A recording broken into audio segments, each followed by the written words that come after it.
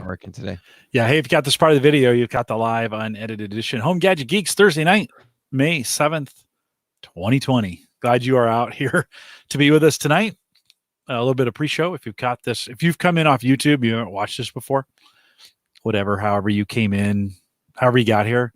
If you're expecting 5 minutes of something, this isn't your podcast. This isn't your YouTube video. We're going to go long. We're going to talk lawns. We're going to goof off. We're going to pour some beer. We're going to talk about the weather. I'm just warning you. Although I don't get too many negative comments in the chat room about that, but I know some of you coming in on YouTube just want to see that stuff. So didn't that used to happen with my show, Jim? Yeah. We weeded out all those people. Hope so, but still classy people now. That's it. Just the class that stay. The folks out there in the chat room, John, Andrew, Joe, Brian, good to see you out there tonight. Welcome to the show. Ron, good to see you. We got some good stuff ahead. Some good lawn talk. I am Dave. I am ready to talk some lawn. Really? All right. Yes. I am ready to talk. I hope you're ready. I'm excited. Okay. I hope I don't screw this all up. No. Your notes, Mike, have you seen the notes? I'm opening them up right now. Don't even. McCabe. That's a work of art. I think it was like 11 pages, the outline. Jeez. Yeah, I'm just going to turn it over to you. I might take a nap while I'm dreaming. Oh, wow. Lawn. Yeah. This is more organized than like my law school term papers. Well, and longer too. On business, serious. Yeah, there's a lot to this time of the year. There's something great about the lawn because it's winter. You know, we're in cool season climates, so they're coming out of dormancy. They're greening up. Thunderstorms rolling through. It's awesome. Yeah, it's pretty great. Well, the lawn in spring reminds us of how great we all can be, and then summer hits. Yeah, and then that'll no pun intended, that'll weed out the weak. Well, we know who irrigates and who doesn't. Right. That's right. That's the key. Yeah, I had to. I'll talk about it in the show. All right. I'm actually going to add the beer pour to the recorded part of the show. So we're gonna get started and do that right up front. So cool. All right, Dave, you ready? You good? All right, Mike, you set? All good. Got everything going here. Thanks, guys, showing up in the chat room. Appreciate it. Let's crank this thing out here. This is the Average Guy Network, and you have found Home Gadget Geeks show number 444, recorded on May 7th, 2020. Here on Home Gadget Geeks, we cover all the favorite tech gadgets that find their way into your home. News, reviews, product updates, and conversation, all for the average tech guy.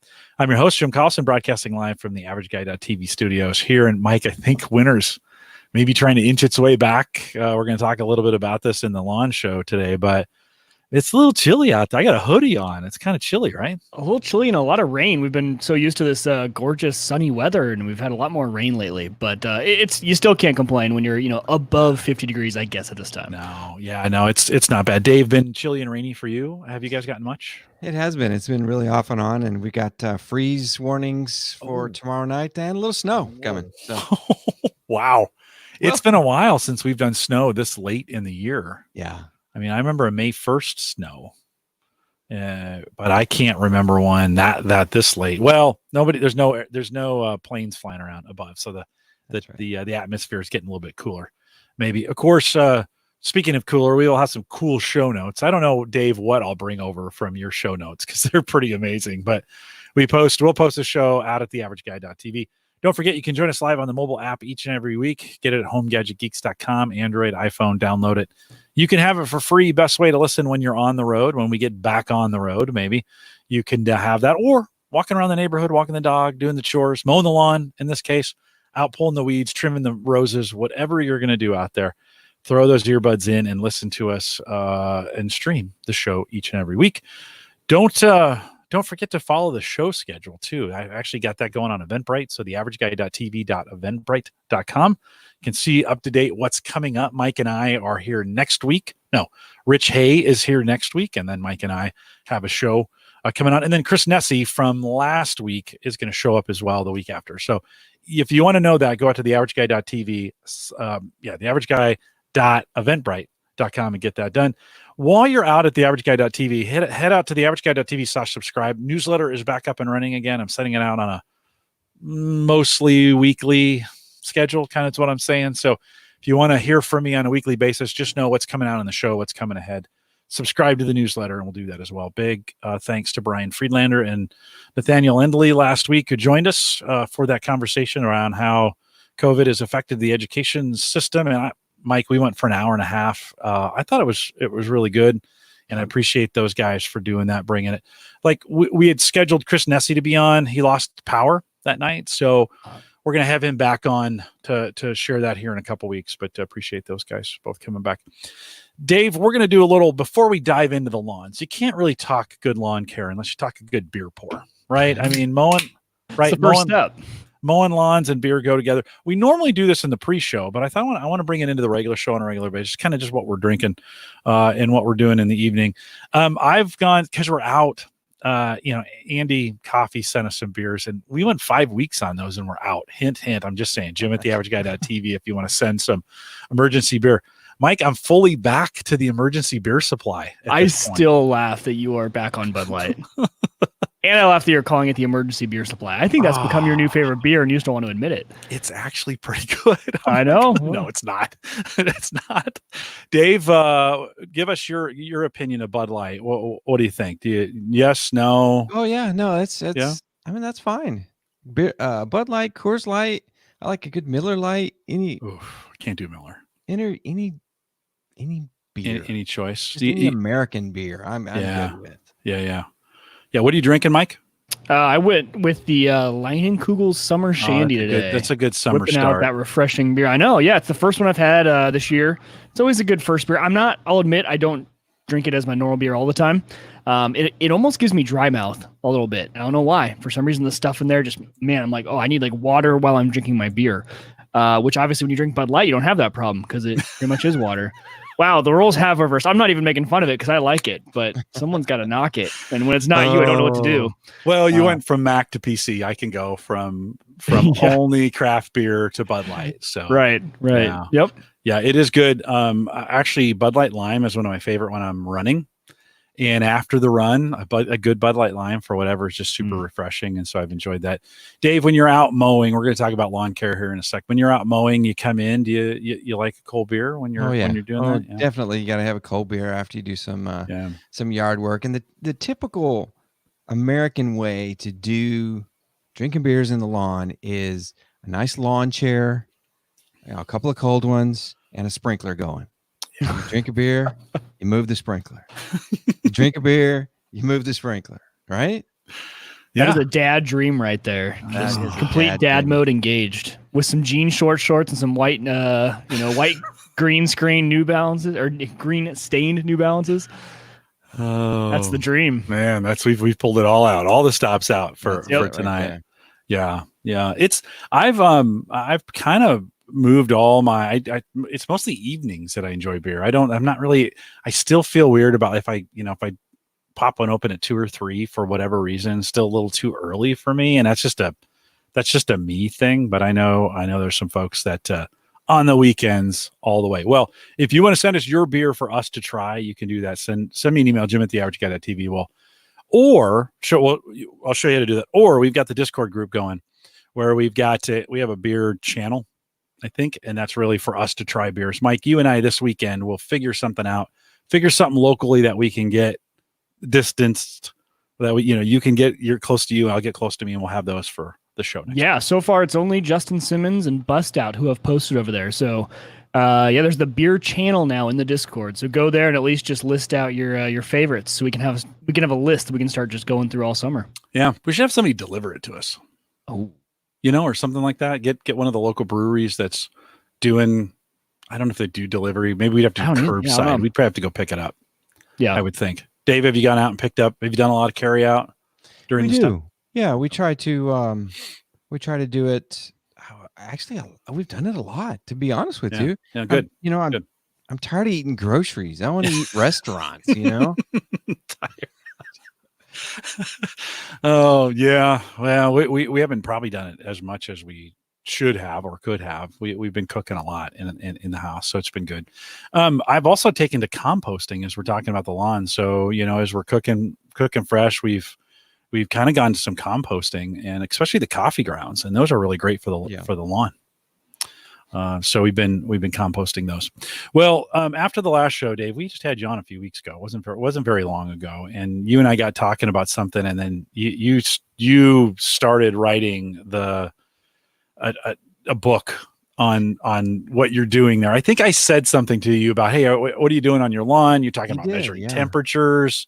Yeah, things like that. Show, you're like, all right, thanks, good night. Yeah. You hit stop, and we probably chatted for 30 minutes, right? Mm-hmm. Like, hey, we should do a lawn show. Yeah. I was like, yeah, but it'll probably take me, a couple weeks to write those show notes. And I texted you the next morning. It's like, done, ready. Yeah. This week.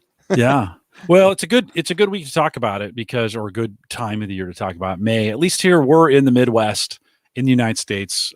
Cool season grasses are really what survive and thrive in our environment. We get a lot of snow in the winter. We get really cold temperatures. We get a lot of really hot temperatures in the summer months, and so we have these cool season grasses that grow really well out here, fescues and bluegrass.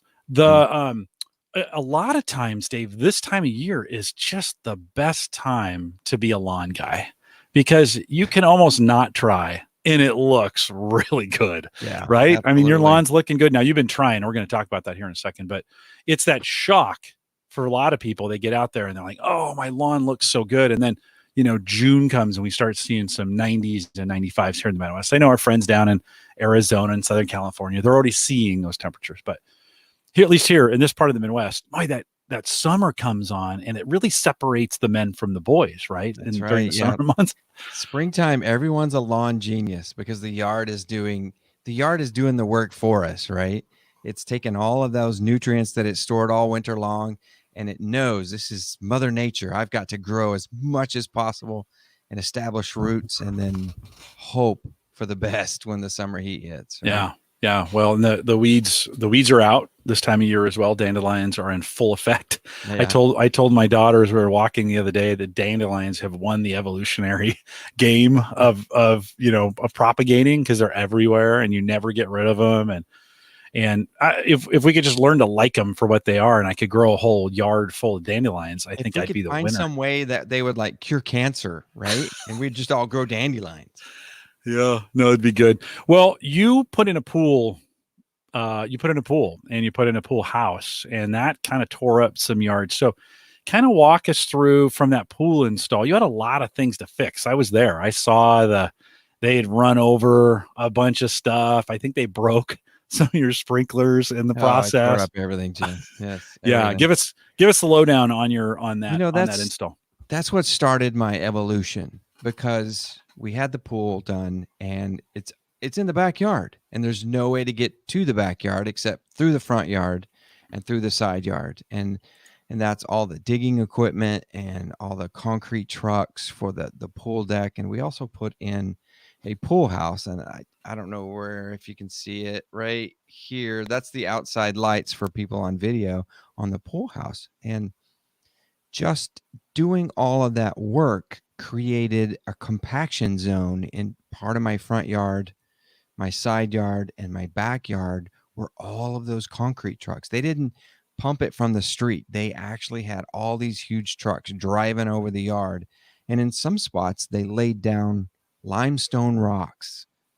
And it's the worst thing for a yard is a rock in the middle of your yard. Grass will not grow. It's like a little mirror radiating heat all around it, and nothing will grow. It just kills it. So that's really what set me on this goal of working in the yard and kind of taking things onto myself. And I'll tell you, my goal is what I call the American way. And that has changed over the years, but mine is a trimmed lawn, edged sidewalks, edged driveways, grass looking good, beds with nice pretty mulch that's edged, and flowers growing and bushes growing and trees. It's I don't know if it's like Ned Flanders or if it's way too manicured, but that's what I'm going for.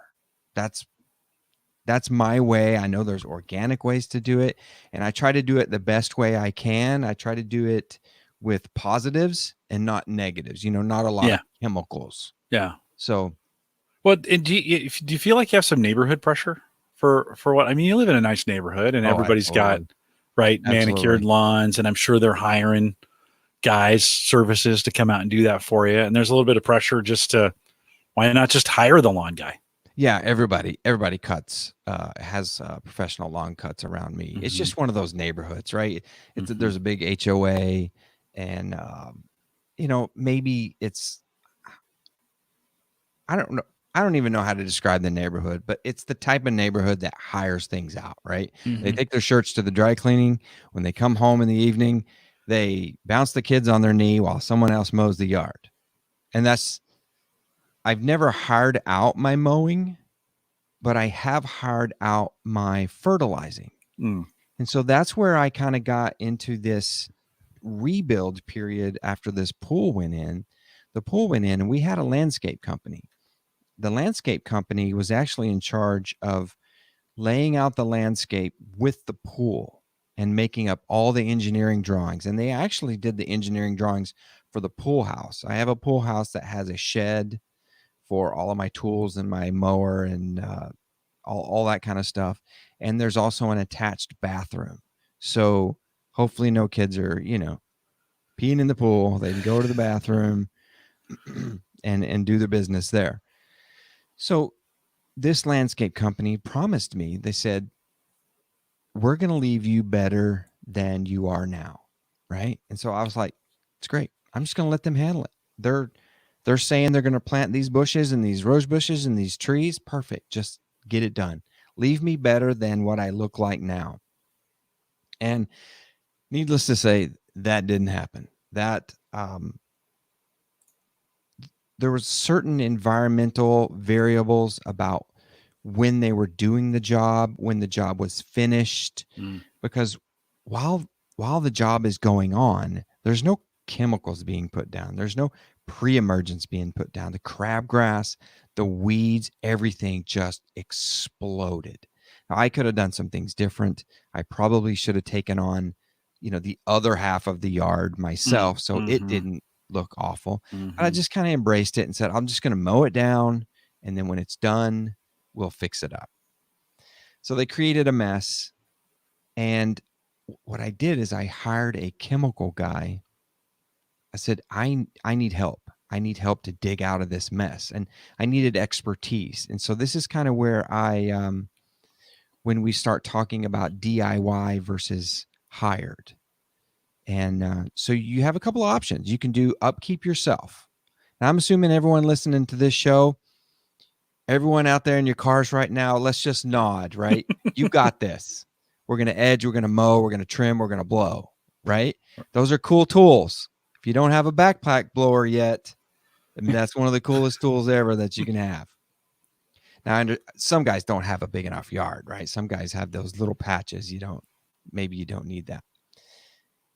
The other two are fertilizing and weed control. Well, those two are harder, right? So what I'm saying is there's no harm in hiring that out, fertilizing and weed control. But I would say if you're going to hire that out, let's look for a guy that's a local guy working in his pickup. He's got his pickup with the 2 tanks in it, and he's got his spreaders, right? But I know you guys have seen like True Green Chemlawn, those national companies like that. Yep. I'm going to say let's steer away from those guys. They kind of teach folks how to put the chemical down. Well, that guy driving around in his pickup, he knows what the chemical can do, right? He knows exactly what to put down, what date to put it down, how much to put it down. He's that kind of guy you want, that local chemical guy. And he's probably going to charge you a little bit less. So I would say let's look for someone like that instead of one of those big companies. Yeah. Mike, where do you fit in Dave's world here? Well, I for the past 3 years, I've hired it out, but I've always wanted to learn enough, only because I haven't wanted to invest the time to learn about when to do it. Because I think they come out, I want to say 6 to 8 times a year for 6 to 8 applications. They decide when it's the right time. They come out and do it. It's a local company to Omaha. I use Heartland Lawn here, and I've been super happy with them. I have not seen a single weed in my yard for 3 years. So they have been absolutely amazing. But if it turned into, because it's not cheap, right? That chemicals, it can get expensive. I think it's $60 an application, and they're out 6 to 8 times a year. So it's not cheap. But if I could learn how to do it, and if Dave gives me the confidence and says that you can do it, it's not hard. Let's talk about that. Right? Let's talk about it. I want to hear. I want to learn. I'm here to absorb. It's obviously more for my yard. I'm pushing almost 20 to 22,000 square feet of manicured lawn space.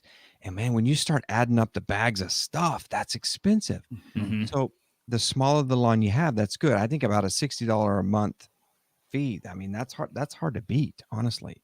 So I think you're really going to have to want to do it to beat that price, especially if he's doing good. I'm thinking if you have a reason, then let's jump over. But the reason that I did is I asked my company, said, I need to aerate my yard because we've compacted this clay.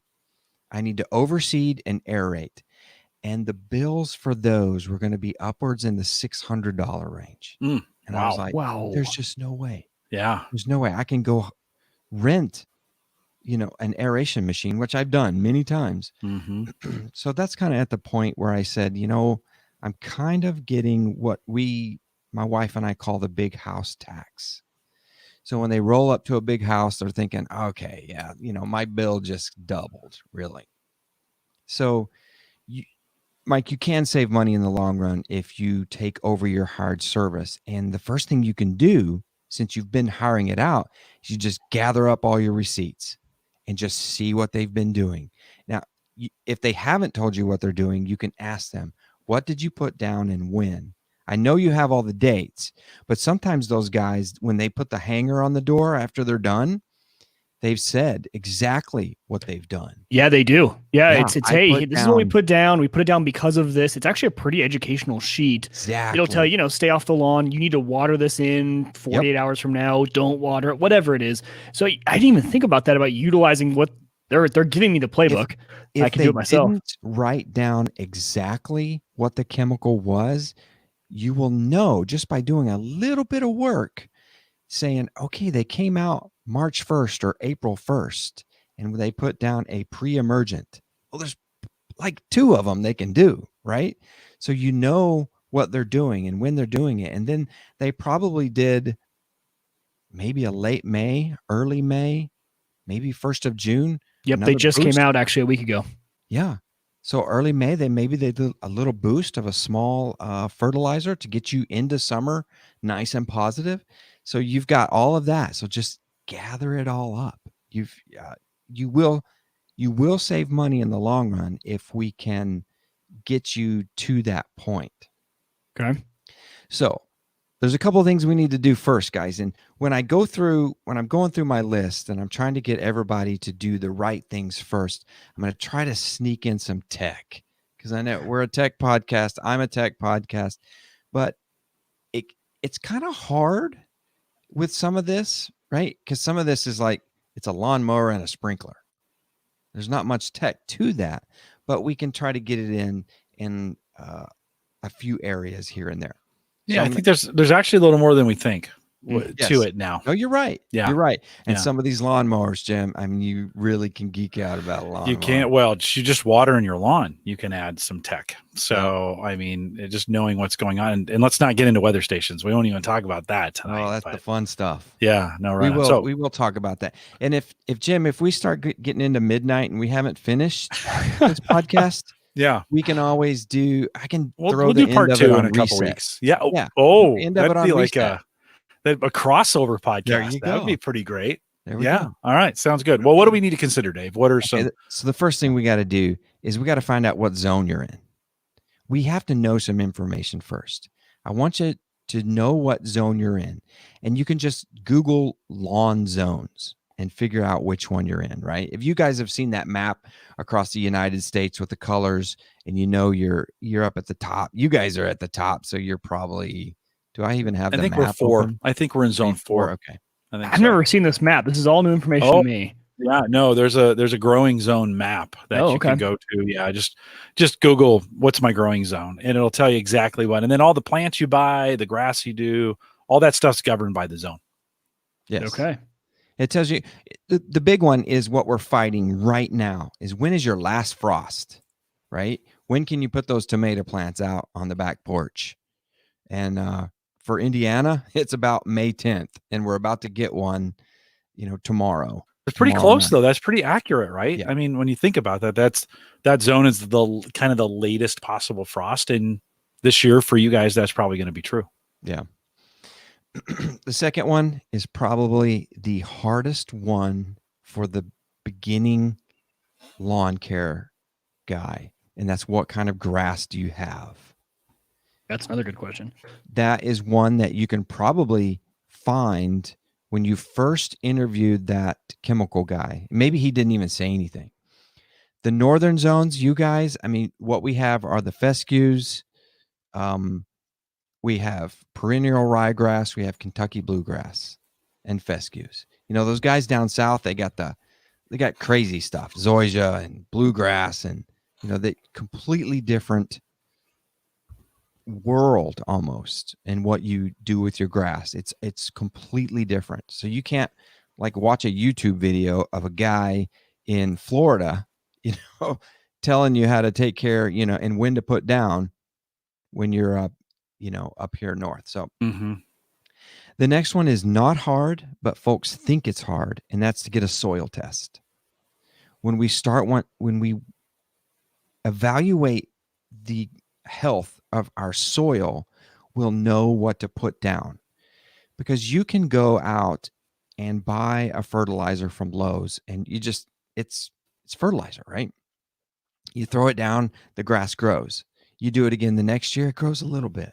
You do it again the next year, it grows just, it's the soil is a living, breathing organism, and it wants to tell you what it needs, but you've got to take a soil test. And the biggest thing that you can do is check your local co-op. If you have that, you guys are pretty big farm state. Yeah. You got a co-op, you got a grain elevator around there somewhere. Yeah. And actually here in Nebraska, we go to our local extension office, yes, and they would be able. My extension office is Purdue University. It's one of everybody says, well, it's the best in the country, but your university's got a great one too. So you can just take a chunk of dirt, you average some dirt piles in your yard and take it to them, and they'll tell you, hey, you're high in phosphorus. Stop fertilizing with this stuff. You need to add some calcium. You need to add some lime. They'll give you one of these. Actually, if you don't know, you can order a soil test online and mail it, and they'll send you back the info online, and you can go from there, and they'll tell you exactly what to add. So it's a wonderful thing. And Mike, never fear, you can have my 11-page pamphlet for free. I'm just going to throw that in. Okay, I'm down. Well, because you've got me now. I'm trying to figure out what type of grass I have. I still don't know that. All these things are things I have never even done. So grass types, soil test, all of this is new information to me. So I'm quickly trying to, zone even. Most of us have a mutt. I have 3 different types of grass type, maybe 4 in my lawn.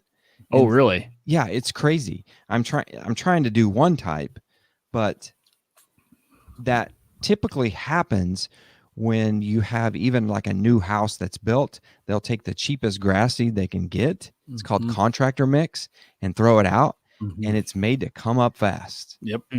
And the rest of it fills in later. So that's Dave, I actually have 2 majorly different kinds of grasses between the front and the back. So I have Zois out front, which is not typical for Nebraska. It will grow here. It goes dormant in the winter, and it goes brown. Now, people don't like it. I love it. In the summer when it grows, it's a freaking carpet. It kills everything, and it just consumes the entire front. Now I have full sun. That's another thing to consider. How much sun is your lawn getting, right? Because it can vary on it as well. So the front does really well. It's full sun. It just gets blistered. Zois is great for that. It actually consumes a little bit of water. I have no irrigation out there. It's great. The back, more traditional.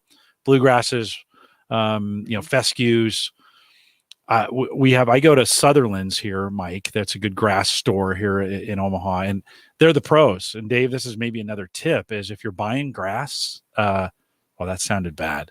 If you're buying grass seed, still illegal in Indiana, by the way. Maybe not so much in Colorado. If you're buying grass seed, go to a professional lawn shop that sells seed, and you'll get the exact stuff that's best for your area as well. Yes, absolutely. We're going to talk about grass in a sec. So, so you don't need to worry about necessarily matching what you already have, from what it sounds like. Because if you have a mutt of different stuff, or do you need to make sure, like if I'm going to be going in and grabbing seed, does it need to make sure I match? Like take my grass in. This is what I have currently. Let's match it. I'm not a professional, Mike. I think you want to kind of stay as close as possible. Yeah. Right. You don't want to create the mutt. So yes, have someone evaluate your grass. And the best thing to do is to take it to that local co-op or your professional landscape store. And we'll talk about that down below. I've got a store in my area called Site One. They have areas all over the United States. And there is a store somewhere in your area that the professionals go to get sprinkler heads, push spreaders, seed, fertilizer. Someone has to supply them, and they will sell to you over the counter. So you can't be shy and not to go in.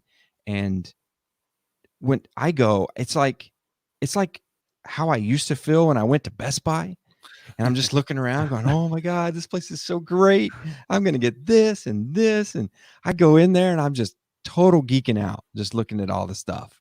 2009 Mike in a Apple store style. Okay. Yeah. Yeah. And it's so geeky. Ours, Sutherland's, I was there the other day, and they were taking, if you brought in a spreader of any kind, any working condition, it didn't matter. They were really looking for the green, what's the name? Scott's, I guess, makes those really green, crappy plastic ones. And they would give you a $50 credit on one of their $400 spreaders. Yeah. That was really nice, right? Rubber tires, that, everything's, really, really nice. And so, yeah, that's kind of like the Best Buy experience. You go in there like, oh, I could use a new spreader. Oh yeah. And you smell that fertilizer and you're like, this is great. Yeah. Bags of seed all on the counter, marked 5 pound, 1 pound. Yeah. It's dangerous, Mike. Be careful. Yeah. Be careful. I know how you are. You can't give the lawn back. You can't sell your lawn once you've improved it. Yeah. No kidding. Okay, so we're going to find out what zone that's a really good point. We're going to find out what kind of grass we have, and we're going to try to start the process of getting a soil test. Yeah. But don't let the soil test slow you down for anything else. Don't stop. Let's keep going, because the next 2 steps we can all do right now, and they're the 2 most important steps in lawn care, and that's mowing and watering. The 2 most important steps. If you only do 2 things right, it's these 2. It all starts here. So a large part of your lawn care success will be attributed to the daily care, right? We all know that, but most of us don't do it the right way. That means we're not watering enough, or we're watering too much, and we're not mowing the right way. The other thing I like to warn people is, if you don't like mowing, you have no business going to the fertilizer store, because once you feed it, it's going to grow. And you can't cut it once a week. Once we start giving it some food, it's like kids. You got to put rocks in their pockets, because they're going to grow up. You're going to have to start cutting twice a week. The lawn wants to be cut. It encourages the growth down under once we start mowing it, once we start mowing the top of it. So most of us don't do these two properly, and we start worrying about our weeds. We let our weeds and our fertilizer, we let that get into our head. So I'm going to say right now, who cares? Mowed weeds are green. They look okay when you mow them. Let's work on getting the grass right.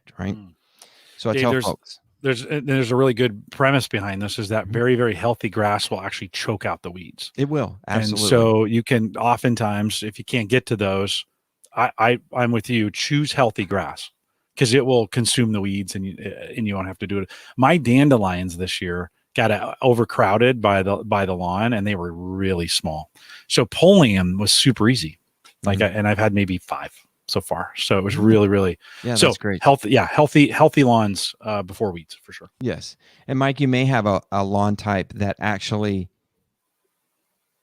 spreads. There's a couple of lawn types that spread. Like we all hear of a fescue, right? So you take one fescue seed, you plant it in the ground, you get one fescue leaf. But if you plant something like Kentucky bluegrass, or for you guys down south, bluegrass, those spread like weeds. A grass that will actually spread and fill in the other areas. So we'll get to that. We can help it with some fertilizer, choke out those weeds. But for right now, we're gonna get the mowing and the watering right. So I tell folks on a rainy night or a rainy day, let's tune up the mower. Let's get the air and the oil filter right. Let's get the oil, the plugs, general upkeep. Wash it. Be proud of her. She's your mower, right? The biggest thing is sharpen the blades. If you're going to get under there, make sure you pull the spark plug. If you're going to tip the mower over, put a plastic baggie over the gas, screw the cap on. That way the gas won't leak out. And make sure all the safety features work on your mower. The interesting piece that I learned there and that I didn't know about sharpening the blades before, probably about a year and a half ago, is when I really found out how important that was, I mean, that affects the look more than anything, because a jagged top will look brown, whereas those fresh cut tops will look much more green and reflect the light the right way. And I had no idea the huge difference. I thought it was just more of a, I don't know, it helps the growth kind of thing, but it really does affect the look a lot more than you think. And the one tool that I didn't realize I needed until about the second time I sharpened my blades was a balancer.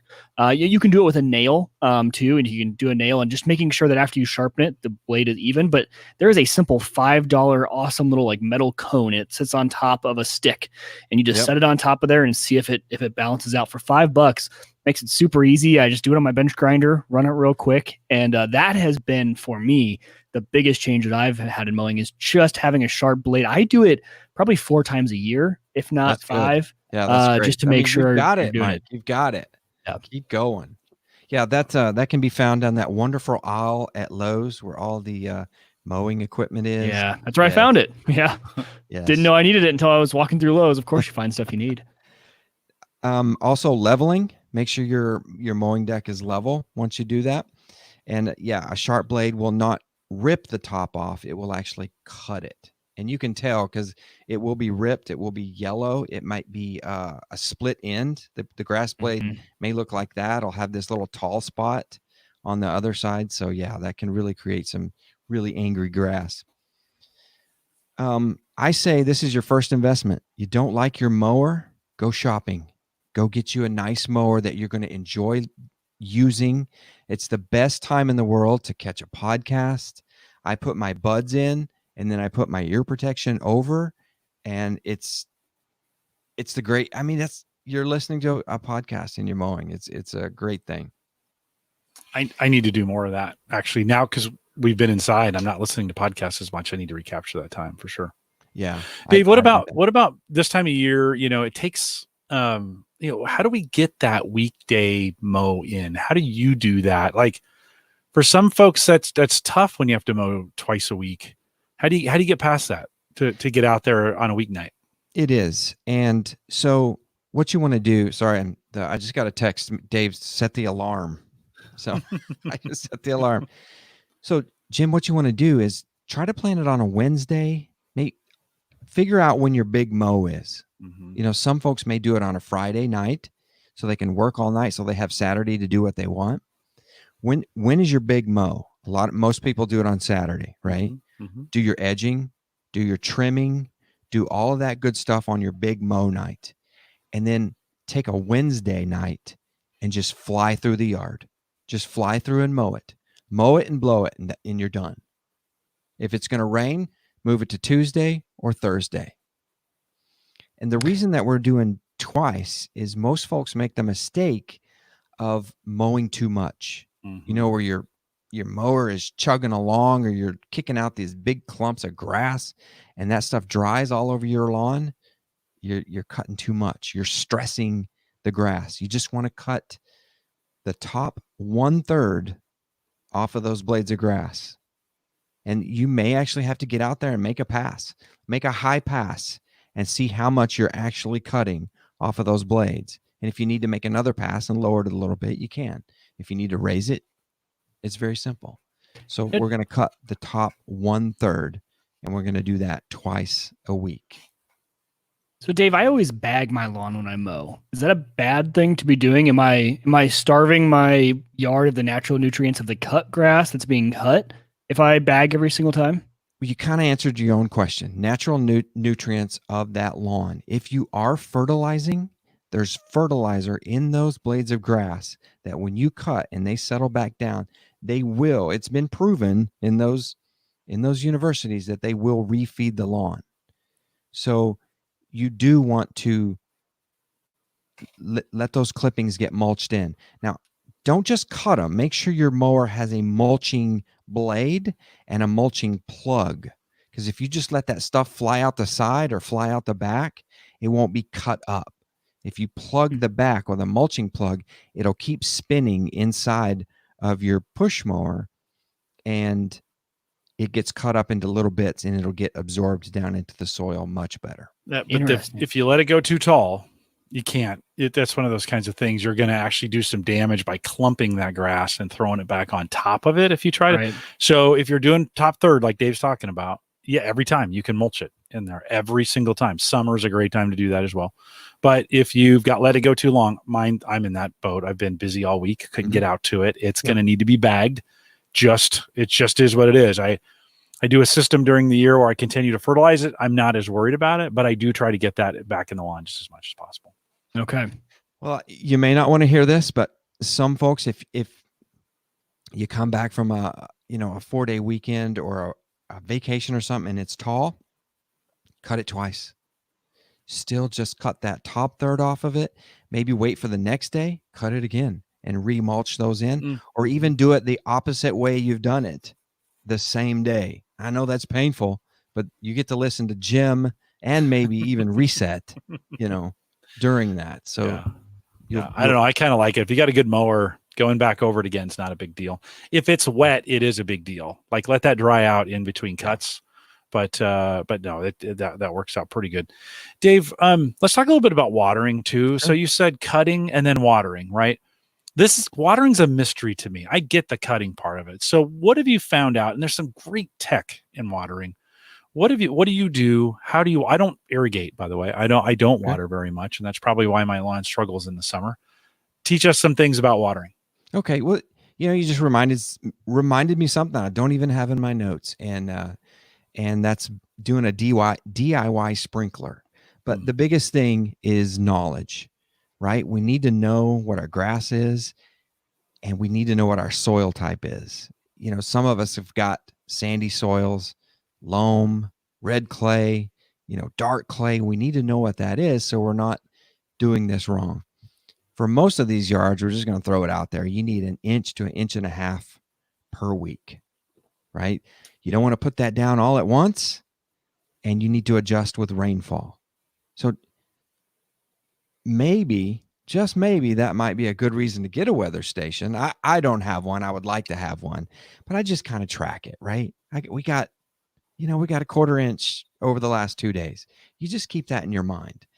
It's really going to matter in the summer when you really, really, really, really need to know how much water you're getting down on the yard.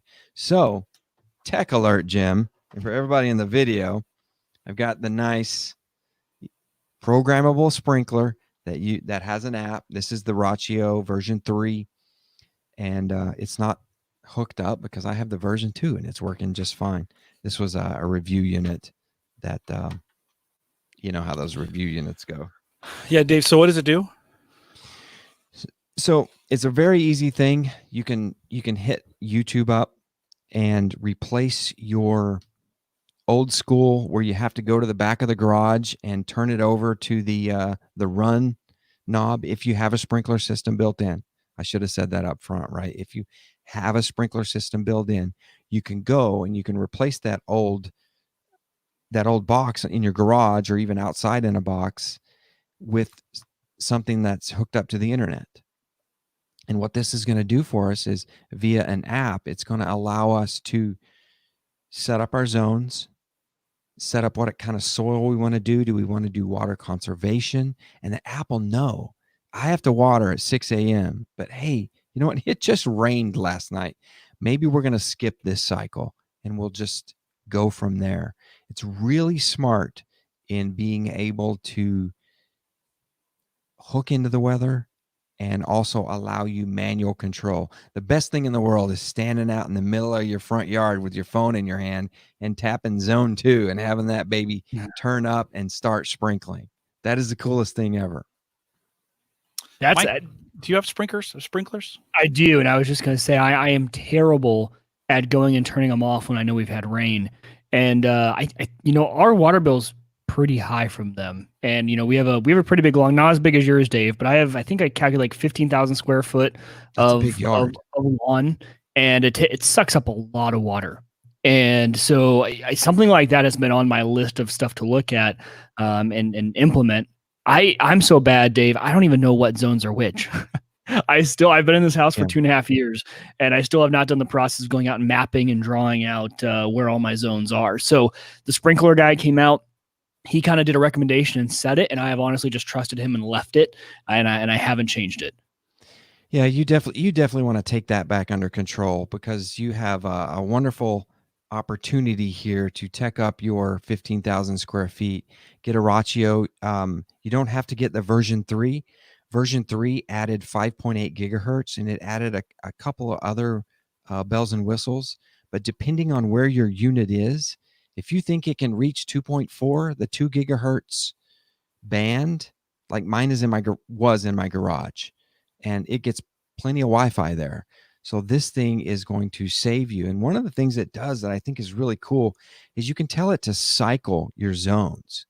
Like if say my zone 1 is out by the road.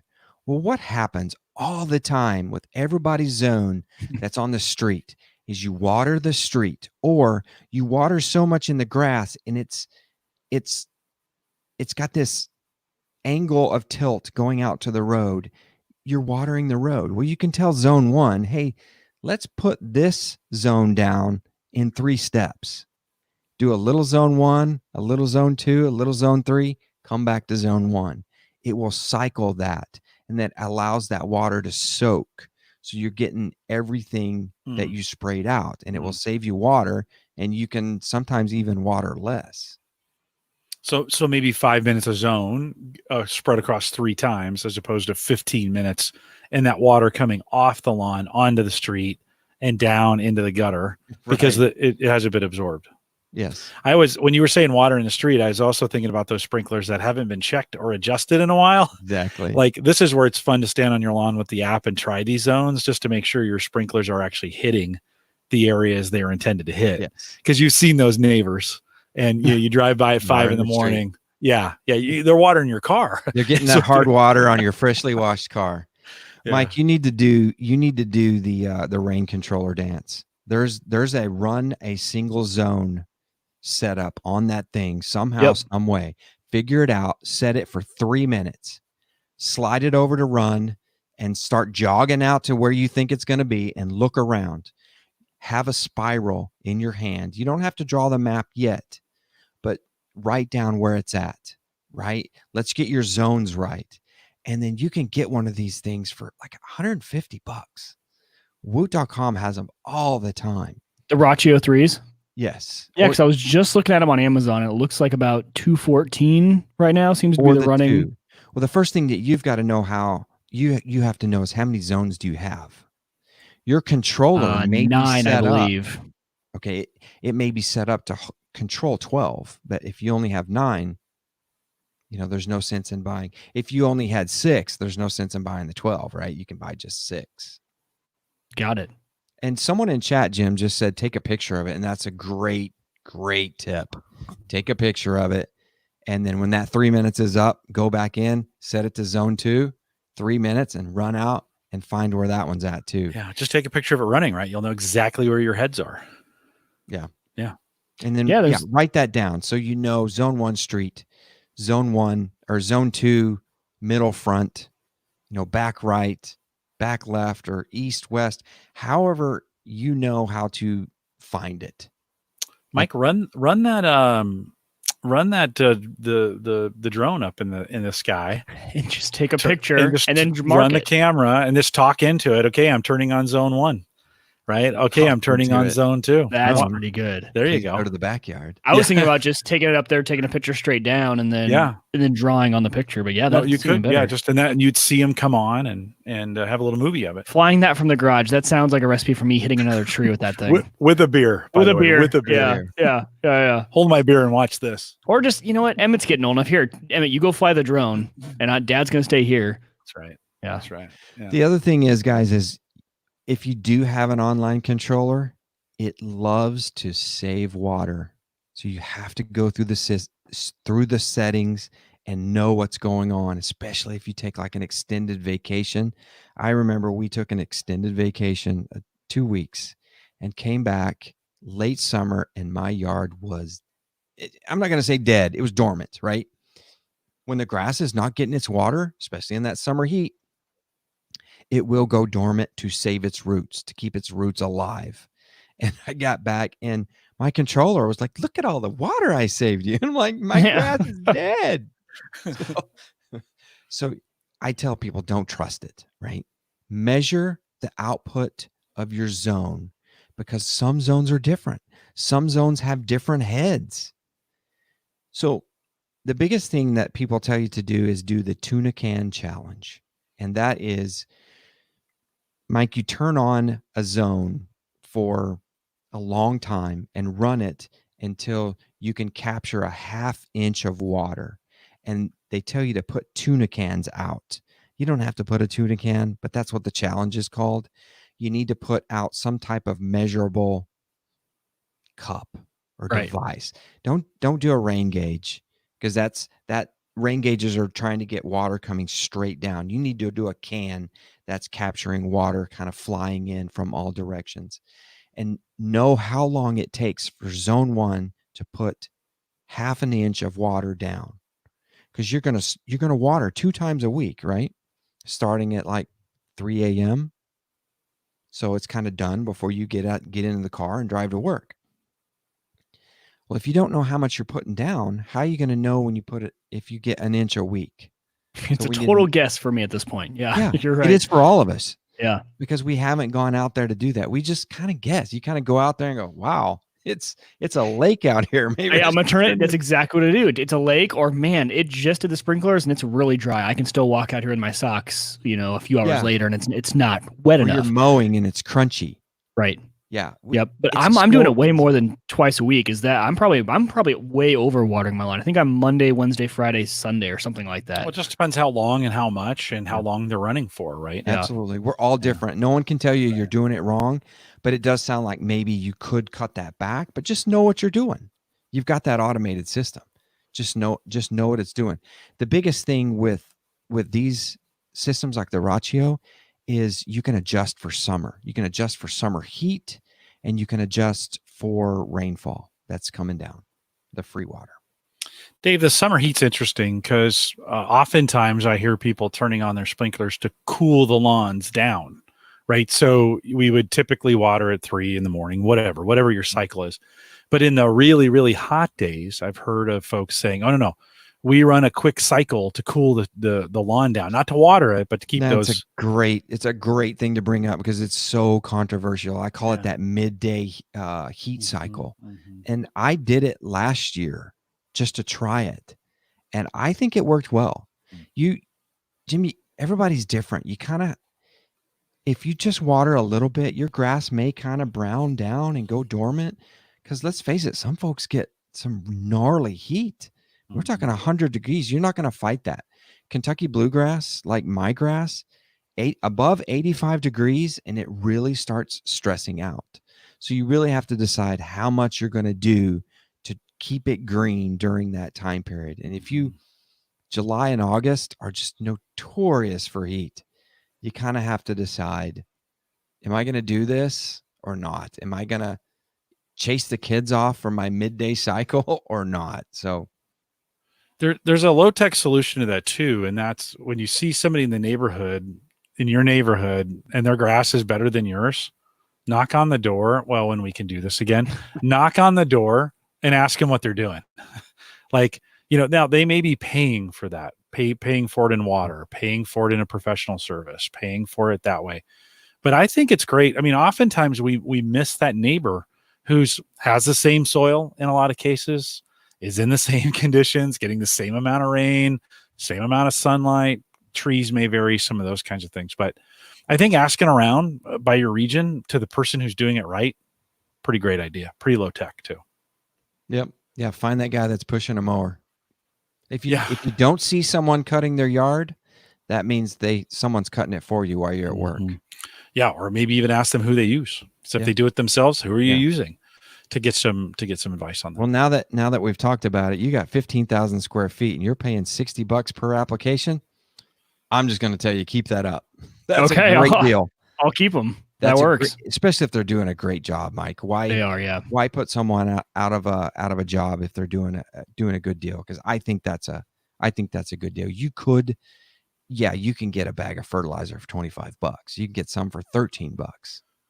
But we'll see if I get to keep him. This last time, actually, he just came last week, and I didn't realize he had come. And we have a dog door, and my dog had him cornered in the backyard, just rip roaring, barking at him so loud. And I felt so bad. I went out there. I heard Petey kind of barking. I'm like, oh, and I looked in the security camera, and sure enough, the guy's kind of just stand there against the fence. And I grabbed Petey. I felt so bad. So hopefully they are still my lawn company. Yeah, well, that's what he said. It's not the first time. He's like, no. He goes, I'm used to it. He goes, he didn't do anything. He was just barking. He goes, but man, he's got a loud bark for a little dog. Nice. And I was like, yeah, he thinks he's a big dog. So so 15,000 square feet. I have 5. I think. How do I mean, what are some ways that I could easily, if I wanted to know how big exactly is my grass, besides just going out and going, 1 potato, 2 potato, 3 potato, 4, what are there some tech ways that we can kind of measure? Graphic, tech alert, exactly. Tech alert.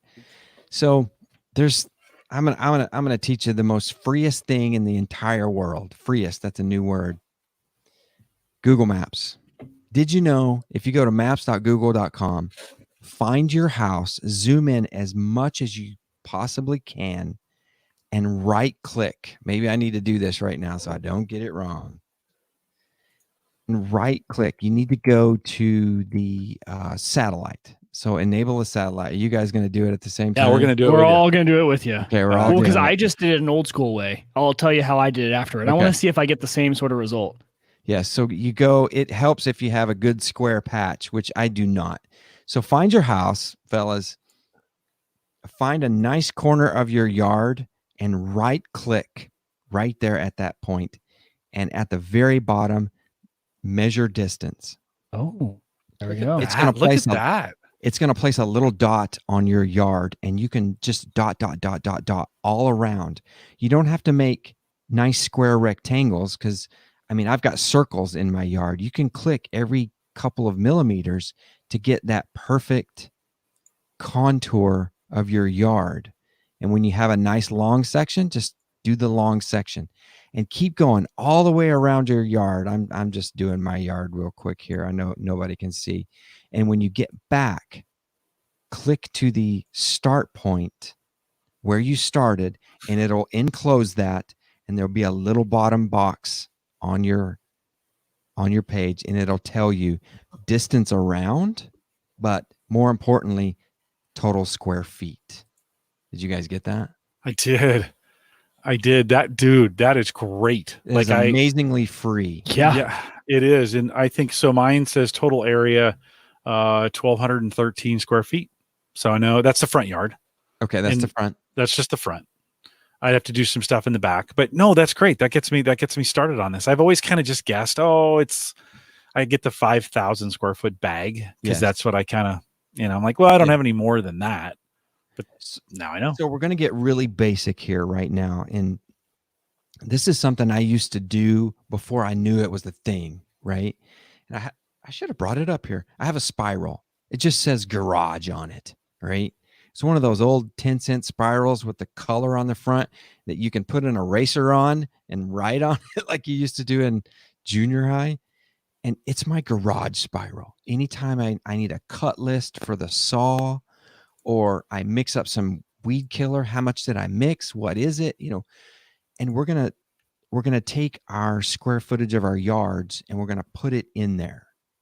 So Mike, you would also put your zones in there. You just write everything down and you leave it in your garage. Anytime you go out there and you're like, what zone? How many heads were in zone 3? It's in your garage spiral, right?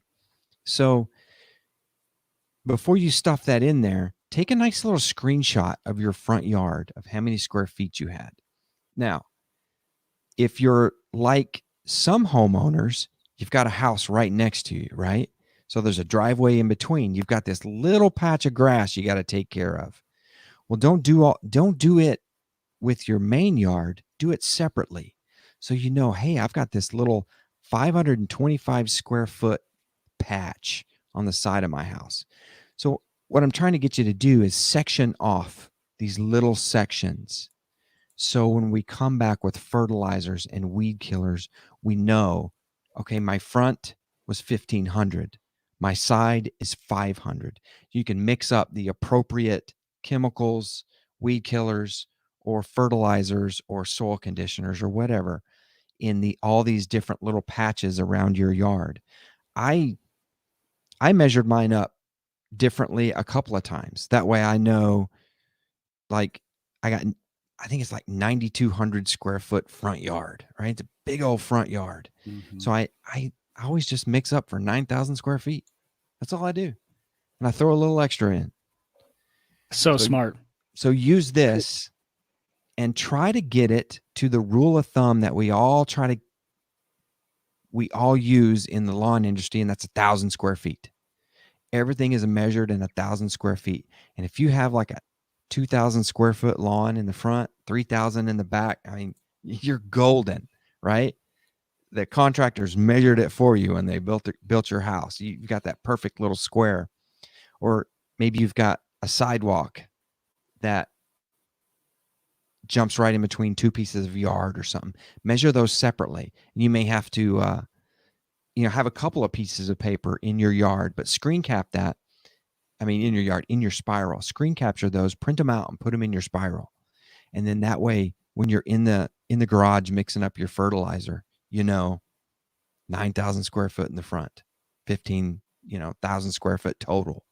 You really need to know that. Print it out, get your notebook, get your spiral, put it in there, and you have a yard plan. Instantly, you've got a yard plan. That's super cool. Yeah, now it was way more accurate than the one I had gone to the county assessor website, taken the lot size less the square footage of the house. But I forget, that doesn't include the garage, right? So I did it on here where I just started excluding, okay, what's the house then? What's this area to get down to exactly what my yard is? And then your idea of actually sectioning it off.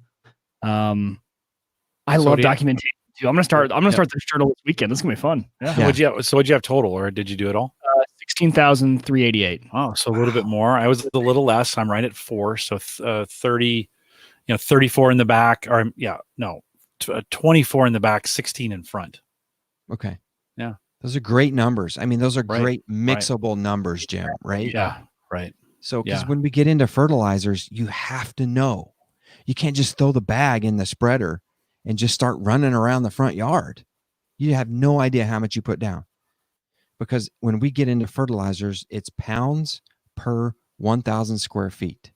So that's why I'm telling you, try to section these off in 1,000 square foot sections. And some folks are listening thinking, yes, I've got these little sections over here by the sidewalk. I got my neighbor's side right over here, So it can be different for every person. And Google Maps isn't perfect because, sometimes tree lines, it's a satellite. You might have to do a little guessing because it's top down and trees may be blocking, some of the property lines, but you're going to get really close with it. And it's really fun. Yeah, it is a lot of fun. Dave, is there any tech we can use to keep track of those? Have you used any apps or any websites or anything like that? My biggest thing, OneNote. Okay. The biggest thing I do is I have a backup of OneNote, because here's the thing. I'll be sitting at my desk thinking, when am I going to put down my Pre-Emergent this year? and I have a lawn calendar in OneNote.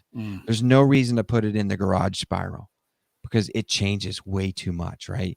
I write down when I mow. I write down how much I put down when, because I want to know. Because if next year I'm like thinking, wow, my grass looks like crap. What did I do last year? Oh, I forgot to winterize. What was I doing? I was on vacation. I don't know.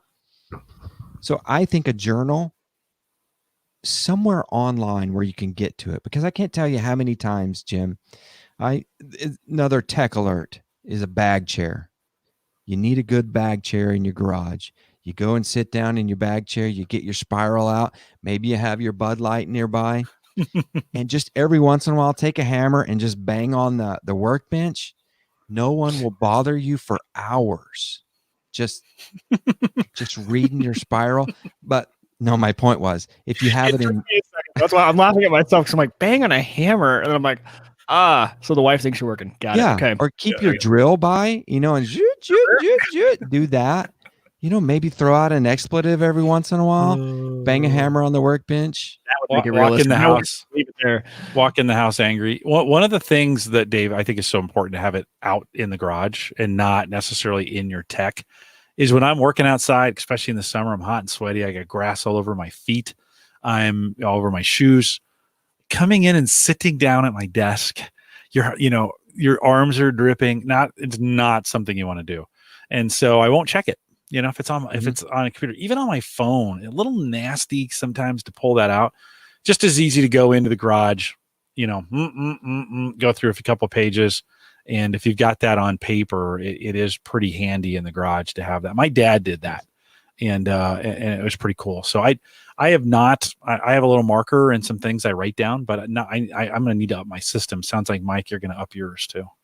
Yeah, I'll probably do a combination like Dave suggested. Probably something out in the garage for certain aspects. And then certain aspects like this where I'm doing Google Maps, I'll probably just start screenshotting this, putting all into OneNote. That way when I'm at the store too, I have my phone with me. Totally. Right, all the measurements.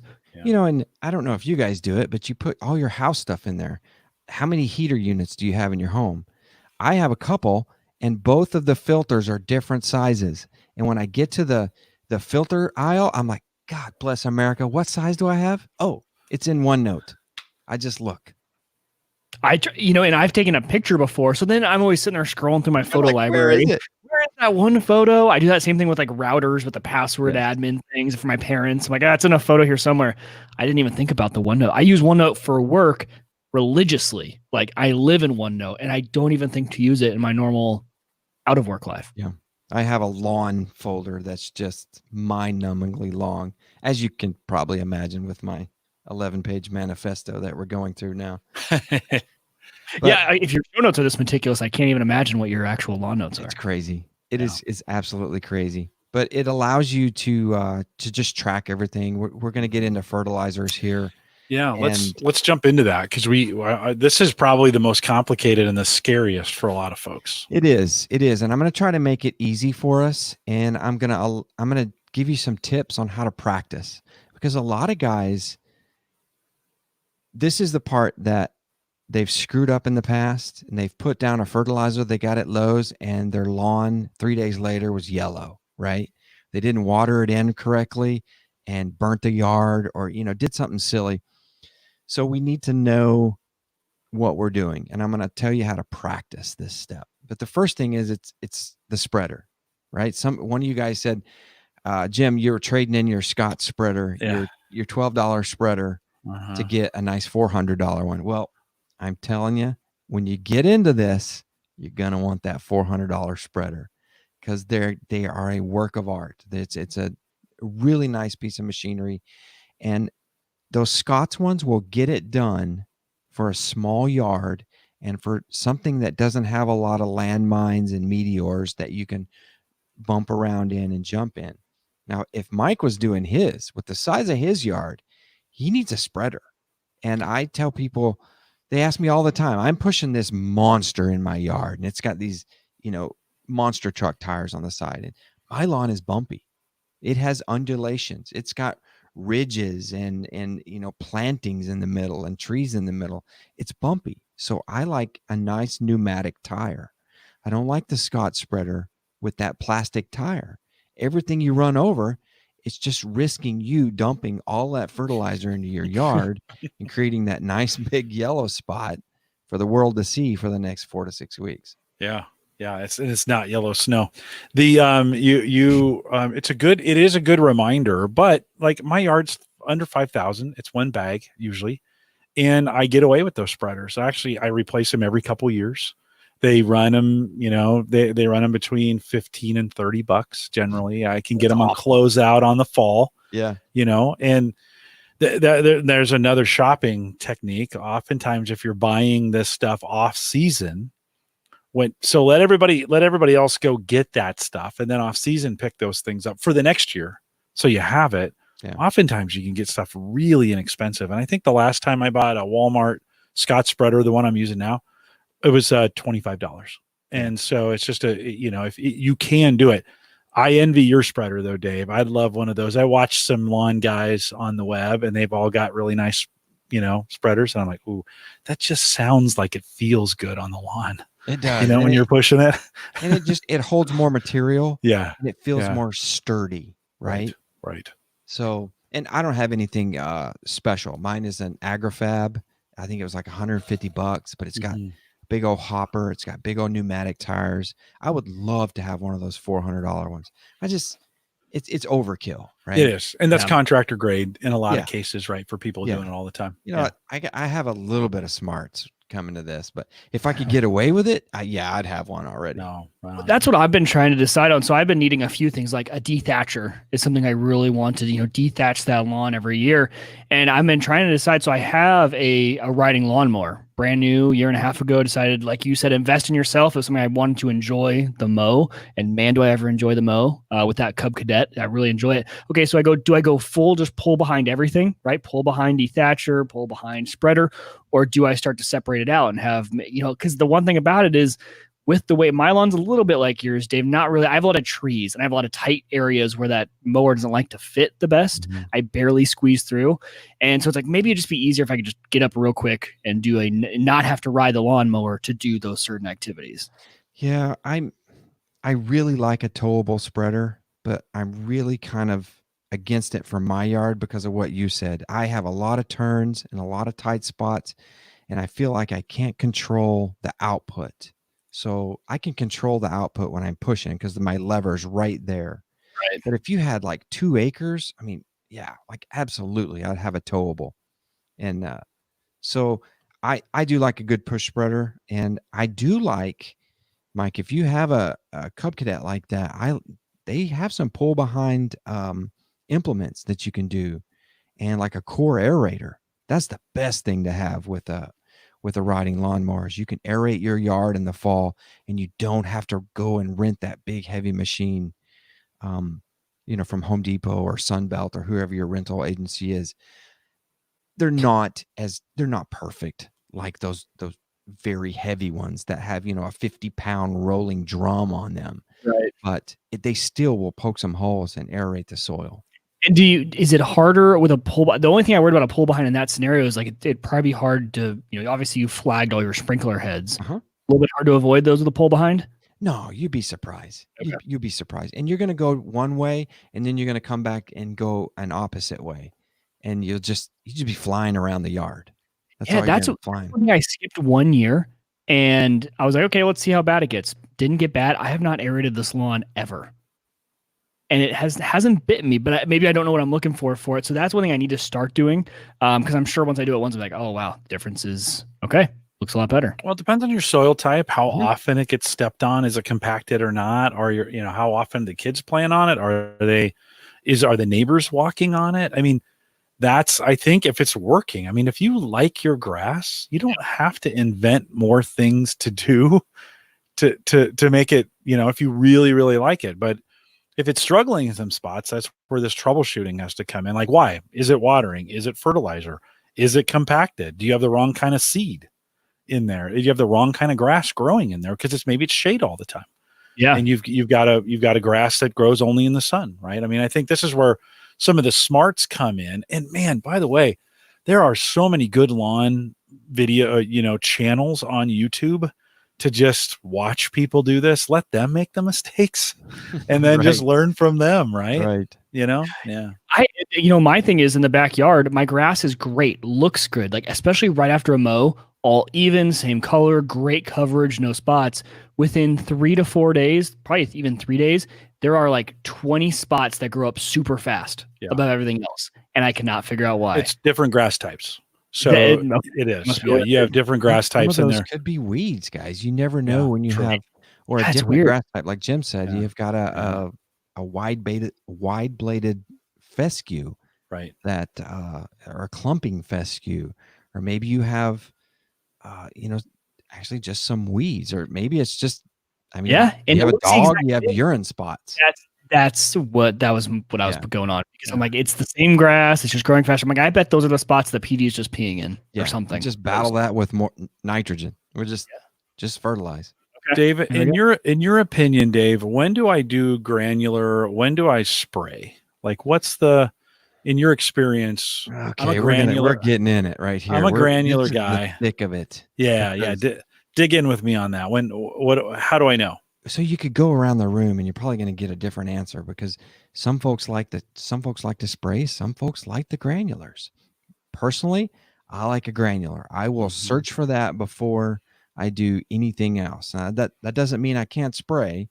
Right. I do, but I would rather push it and throw it down that way. And it just depends on what you're going to do and when you're going to do it. Okay. And most of the time you can do it with a granular, whether it's,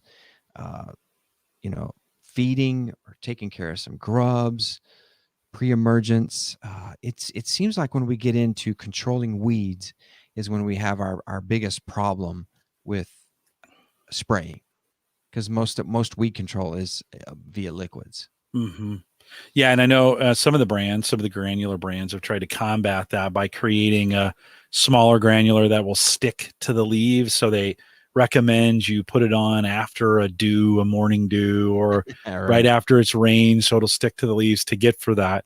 I do think weed control is best done by spraying. I actually think weed control is best done naturally. One, just go out and pull them. You'd be surprised. Mm-hmm. I've got a little 3-prong tool that goes into the ground, and then you spin it and you pull it out and pop. This got a little thing on, then you pop it out.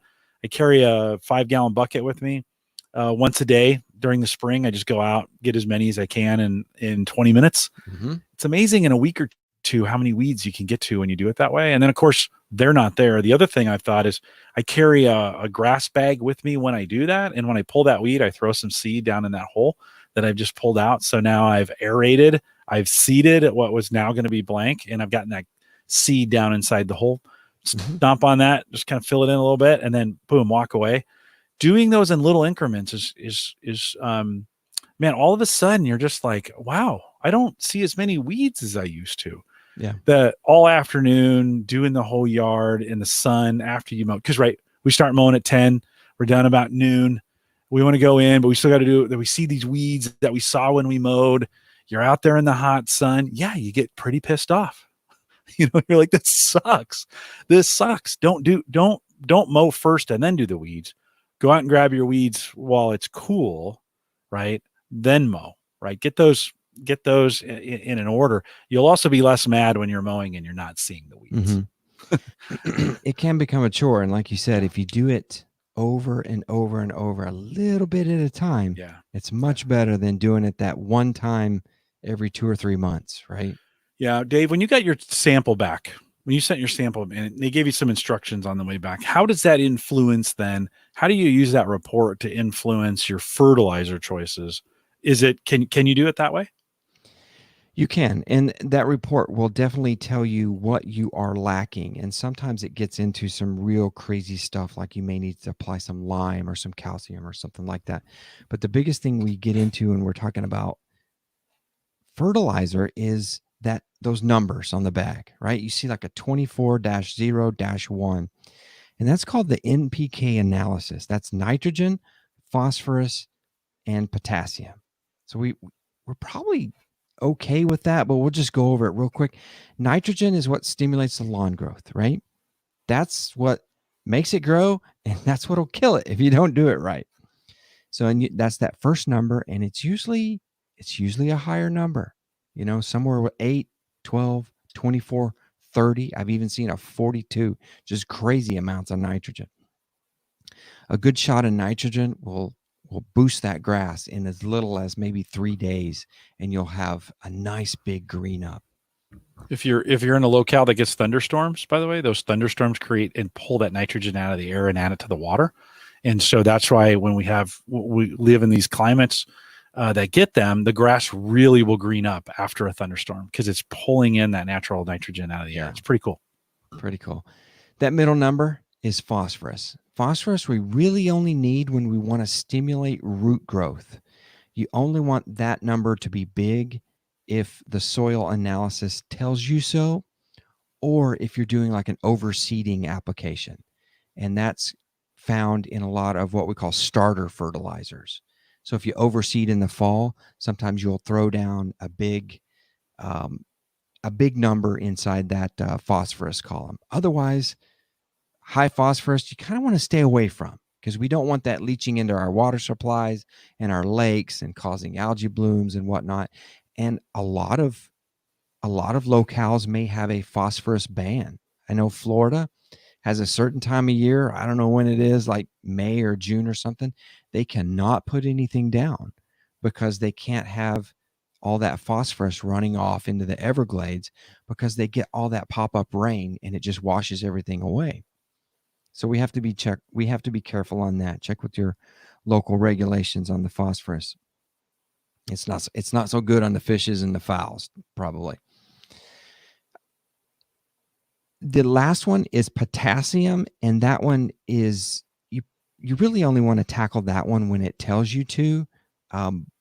Potassium is good for vegetables and whatnot, and usually when you get a fertilizer, it's going to be a very low potassium number, and it's not really. I kind of tell folks, try not to worry about it. Don't put too much phosphorus in, and be careful of your nitrogen number. We definitely want to pay attention to that. And that's where writing that down makes a difference. Like what were my numbers that I applied? What did I do? How many pounds per thousand? Yeah, right. Absolutely. Yeah. So that's what we're going to go over right here is, let's say you're ready. Spring is kind of faded off. We're getting into June. It's time to push the lawn with some more nitrogen. It's time to get it to get back to green, right? You may be a little leery about getting into this step because we don't want to hurt the lawn. So what I've told folks is there's products out there that are all the rage right now. The humic acids, the biochars. It's this charcoal type product that, I mean, Jim, you said it earlier. If you go out to YouTube and you search humic acid and biochar and charcoal and humichar and all these little keywords, you're going to find all these guys out there talking about it. And most of the time they're pimping their own product. They want to sell you something, or they want to sell you their YouTube video and their channel. But the good thing about these products is they're real. They are very beneficial. Humic acid and a charcoal-based humic acid is so beneficial to your soil. And the good thing about it is you can almost not put enough of it down. The only way you're going to kill the grass is if you cover it up with it. That's what I found. I have put this stuff down heavy, and I've actually spilled some in the yard and killed a little patch of the grass. But that's literally because I spilt like a 3-inch mound of it, right? And it just kind of yelled up the grass a little bit because it couldn't get sunlight and air. So there's a product out there on Amazon, and it's not cheap. And the only problem I have is, gentlemen, I've got this link in there. It's called Humic DG, and it's in stock. It's a little expensive, but it allows you to practice. Now, Mike, this thing costs $65 for a bag of Humic DG, and it is literally humic acid and like all kinds of other nutrients like sea kelps and other little things like that. But what this $65 will do will take you into a confidence level of applying your fertilizer, because you can set your spreader level. You can practice 3 pounds per 1,000 square feet. So, Jim, how much was your front yard? It's 16. Sorry. 1,600 square feet. Yeah. So, if you need to do 3 pounds per 1,000, so now you're at 4.5 pounds. So, if you measure out 4.5 pounds of product, you put that in your spreader. When you get done rolling it across your front yard, all of that product needs to be gone, right? And if you get halfway across your yard and you look down in the spreader and there's nothing left, well, maybe you're spreading it on a little too thick. Now, Jim, if you were spreading fertilizer at this point, you would be in trouble. Right. You just doubled up, right? Half of your yard. But if you're applying this humic acid product, then you're not in trouble, because this is a soil conditioner. This is going to break down and get into the soil. And what it does is it allows the nutrients of your fertilizers and of your grass clippings to get reabsorbed by the grass and into the roots. It's a proven fact.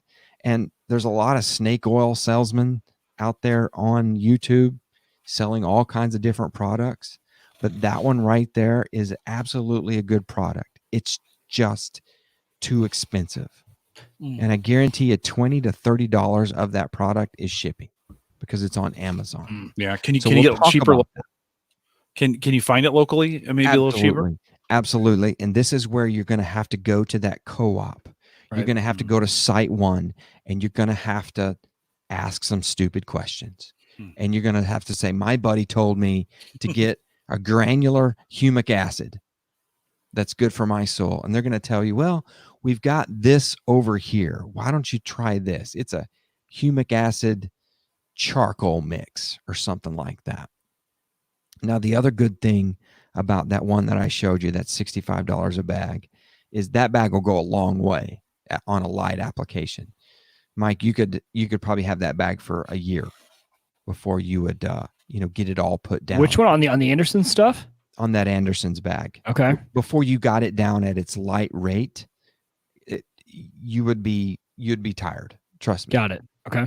Its light rate is very light, and I don't remember what it is. It may be 3 pounds per 1,000. If you click that fourth image, yeah, it looks like 2.5 pounds. The top one is at least the AgriFab broadcast. Oh, they have an AgriFab in there now. That's fantastic. Yeah, look at there that you go. Low rate, 2.5 pounds per 1,000. Yeah, that's a 40-pound bag. That's a lot of practice runs, guys. That's a lot of practice. And it's good for the yard, right? I mean, it's great for the yard. Especially if you have a clay soil, it's fantastic for the yard. Yeah. Dave, it may be one of those that you not just practice on, but get into a regular routine of throughout the year in the spring and maybe in the fall. And it wouldn't even hurt it in the summer, to be honest. Just get when you need that itch to throw something down. If you're an over fertilizer person, you put too much down. And Jim, I've started doing a bag a year, because when I told you what has happened to my yard, it's a compacted, cement trucks were compacting my clay. I don't have a good yard at all, guys. Compacted clay is awful. So I have gone up and down, back and forth with an aerator, and I will aerate the yard, and then I will throw in this humic DG to get it straight to the soil. And I'm actually using a different product now, and you can find this at that same store. If you go to your co-op and you just ask them, don't be afraid to ask them.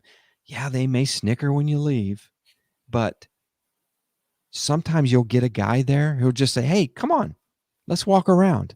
And he'll show you what they've got, So it's good to get out there and at least try that, and you're not going to hurt anything. So I'm doing a bag a year. Now, the other thing is you're not going to see any results from this instantly. You're not going to see it in a month. You may not even see it in 5 months, 6 months, 10 months. This is what they call a soil conditioner.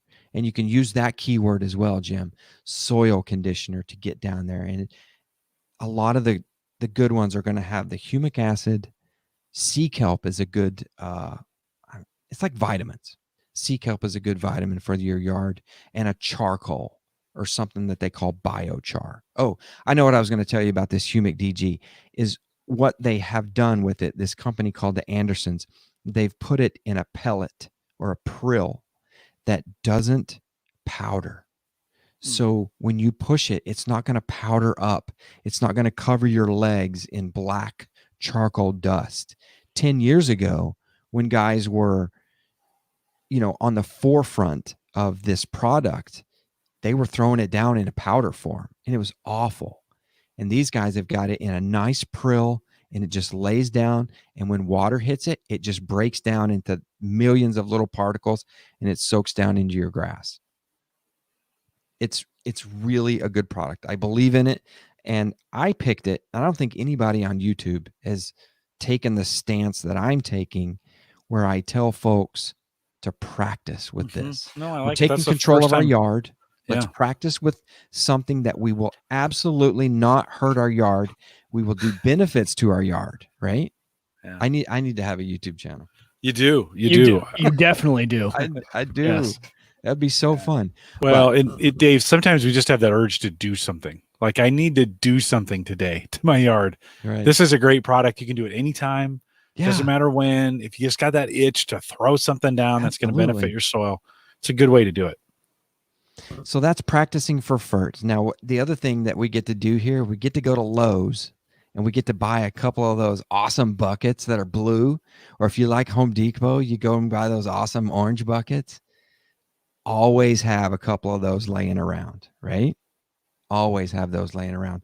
And it may sound anal, Jim, but we really need to measure this product out. We need to know how many actual pounds of the product we're putting into our spreader. Because when we get to the fertilizers and the high nitrogen starter fertilizers, and even more, when we get to seed is expensive. If you're not measuring and putting it down correctly, you're not only putting down too much or too little, but you could be throwing away money by doing too much. You can actually put too much grass seed down in your yard if you're overseeing. It'll all grow, but when it comes springtime and it all pops back up, it can choke each other out. You don't want to put down too much. You don't want to put down too little. So we need to measure. And somewhere in this crazy pamphlet I've created, I've got a $14 scale that I found at Amazon. I think it's a fish scale. But the reason that I bought it is I can hold it up and I can measure the weight of my bucket. It's just a generic silver bucket. My generic bucket is 1.74 pounds. And when I weigh my bucket, I can tap a button that'll zero my scale. And then I can put scoops in there, and it won't measure the bucket anymore, right? It starts at a negative 1.74. So all you're measuring is the product. You're not measuring the bucket again. It just helps your brain, because your brain is running through all these numbers of pounds and square foot and what am I going to do, and don't want to get this wrong. It kind of helps you get through that part and get through it accurately. The fish scale is a good idea. Never would have thought to use one of those with that. We all have a bunch of them. The Lowe's bucket, I pretty much grab one every time I'm there. Mm-hmm. Like, might as well, right? They're you use them for everything. Yeah. Smart to use that scale and zero it out, and then you know exactly down to the absolutely. When you say a fish scale, you're talking about one of those that you kind of hang up. It's not the stretchy scale one. It's actually electronic. Okay. It's electronic because it's got those buttons on there where you can measure your bucket and zero that bucket out, and then you're just measuring your product. And one of the biggest ways I use it is, Jim, the worst thing for a pool is fertilizer. So when I throw down fertilizer by my pool, I use one of those little handheld dudes. I don't know if you guys have got one of those where you just kind of rocket your fertilizer out. Mm-hmm. Those are the best for little small areas that you want to do. If you don't want to be pushing that big spreader around, I'll just measure that whole hand spreader. It's just a mechanized hand spreader. I'll measure the whole thing, zero that weight out, and then start throwing in the humic DG or the fertilizer. And then I know, because I have this one spot that's 500 square feet. It's just this little bitty spot. I'm not going to roll the spreader out for that. I literally could take a handful, run over to it and throw it, right? Mm-hmm. But I like to get out there with my little, and they even make a battery operated one for $20. So.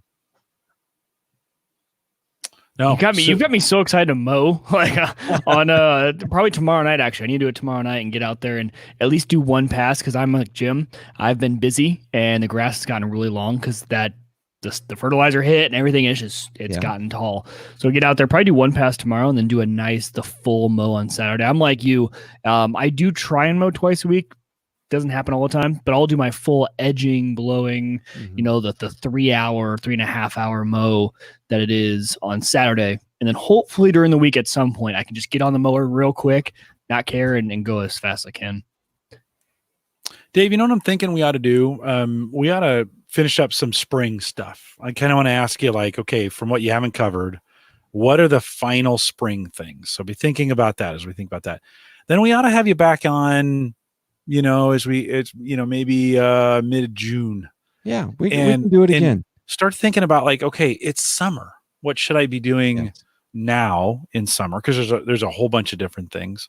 We can kind of talk about it from that perspective. So when we think of spring, and we're kind of, for a lot of folks in the South, we're beyond spring. For us up here, we're still dealing with winter. Very true. Apparently, no, it's still spring, right? It's still spring. The grass is fine with it. Anything else you'd add? To spring? Right now, everybody should have thrown out their pre-emergent. And the pre-emergent is what it's going to do is when the ground temperature gets to 55 degrees for 6 days straight, the crabgrass seeds are going to wake up and start growing. And what the pre-emergent does, it just lays there, creates a nice little barrier in your soil. And when the crabgrass starts growing, it just kills it right instantly. It doesn't stop it from growing. Those seeds are still there. It just prevents it from growing up into our yard. Okay, wait a minute. 55 degrees, 6 days straight. Does that mean we're past it? Only people in, I would say, the Michigan Upper Peninsula. Let's just say I wanted to do this next year, right? I'm preparing. I'm thinking about this. How do I know what temperature? Are you actually?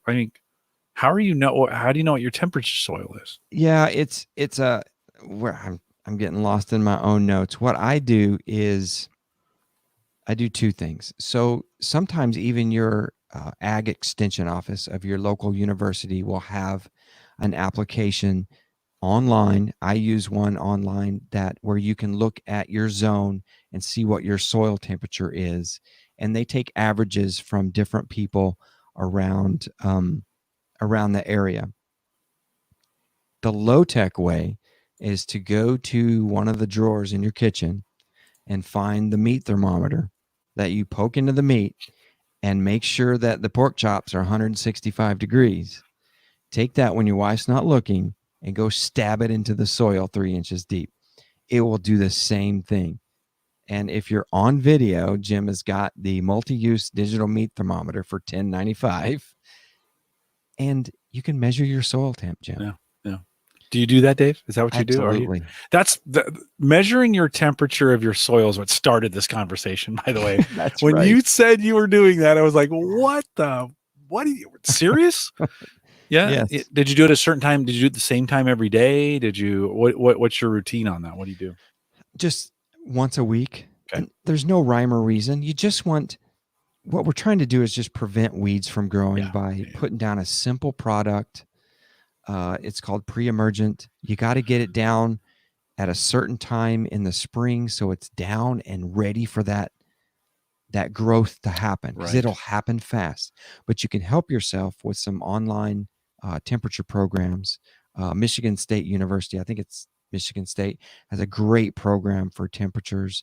There's a couple of other little programs, but I like to know what my yard is doing. Yeah, no, Because locally there. None of those programs know unless you can, put the meat thermometer in.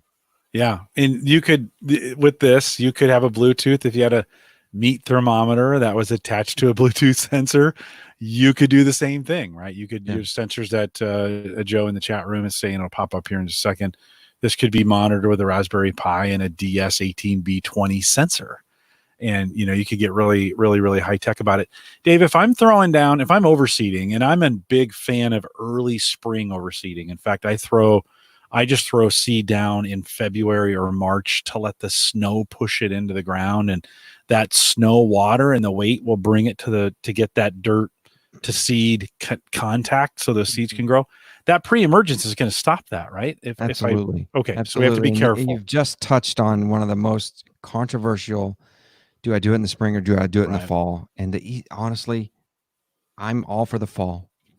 Good. You can do all of this in the fall. The temperatures are easier on you. Your seed's not going to lay there all winter long. And you can do the thing like core aeration. You can do a starter fertilizer. You have plenty of time to let that grass seed grow, get strong, throw down your winterizer fertilizer, and you're done. Mm-hmm.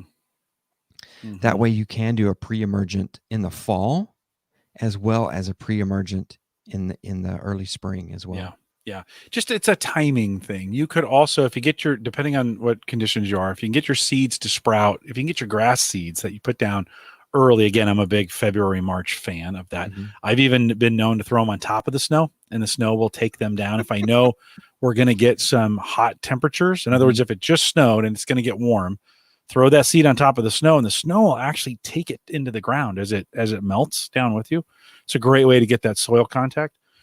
I'll wait if I'm going to do pre-emergence, then I will wait until I have visible signs that those seeds have sprouted. Now it's a little late to do it sometimes in that way, but you can catch here in Nebraska.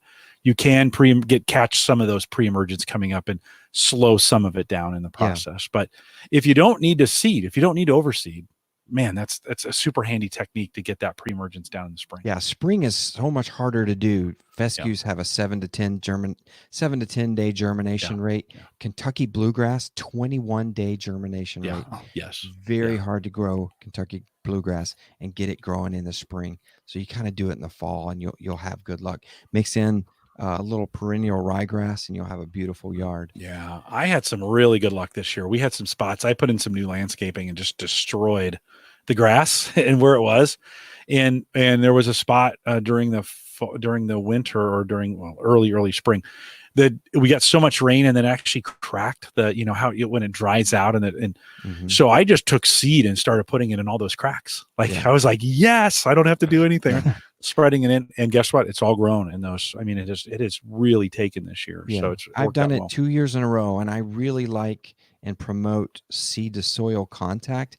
And I will throw thin layers down of topsoil as well as a product called a pin mulch, and that's a pelletized mulch for the grass. Once it gets wet, it creates a little cover, and it'll hold that seed down and hide it from the birds. And it's a really great. It's a lot of fun to do in the fall.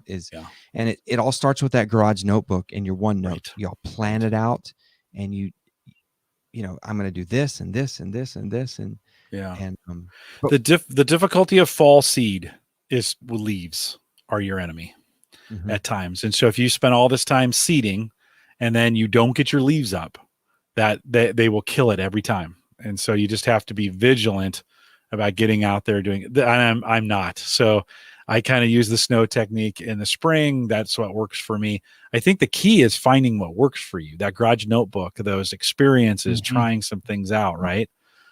Is what works. Mike? Absolutely. And if we go to our next topic and let's push the grass into growing, right? We've practiced, right? It's time to throw down some nitrogen. And I kind of want us to take our hats off to Milwaukee. We drink a lot of Milwaukee beer.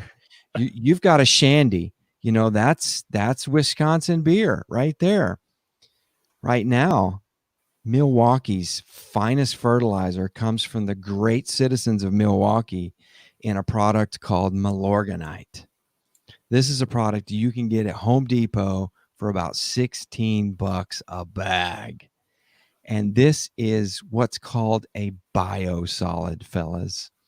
So what happens is they take Milwaukee's best sewage, Milwaukee's poo, and they process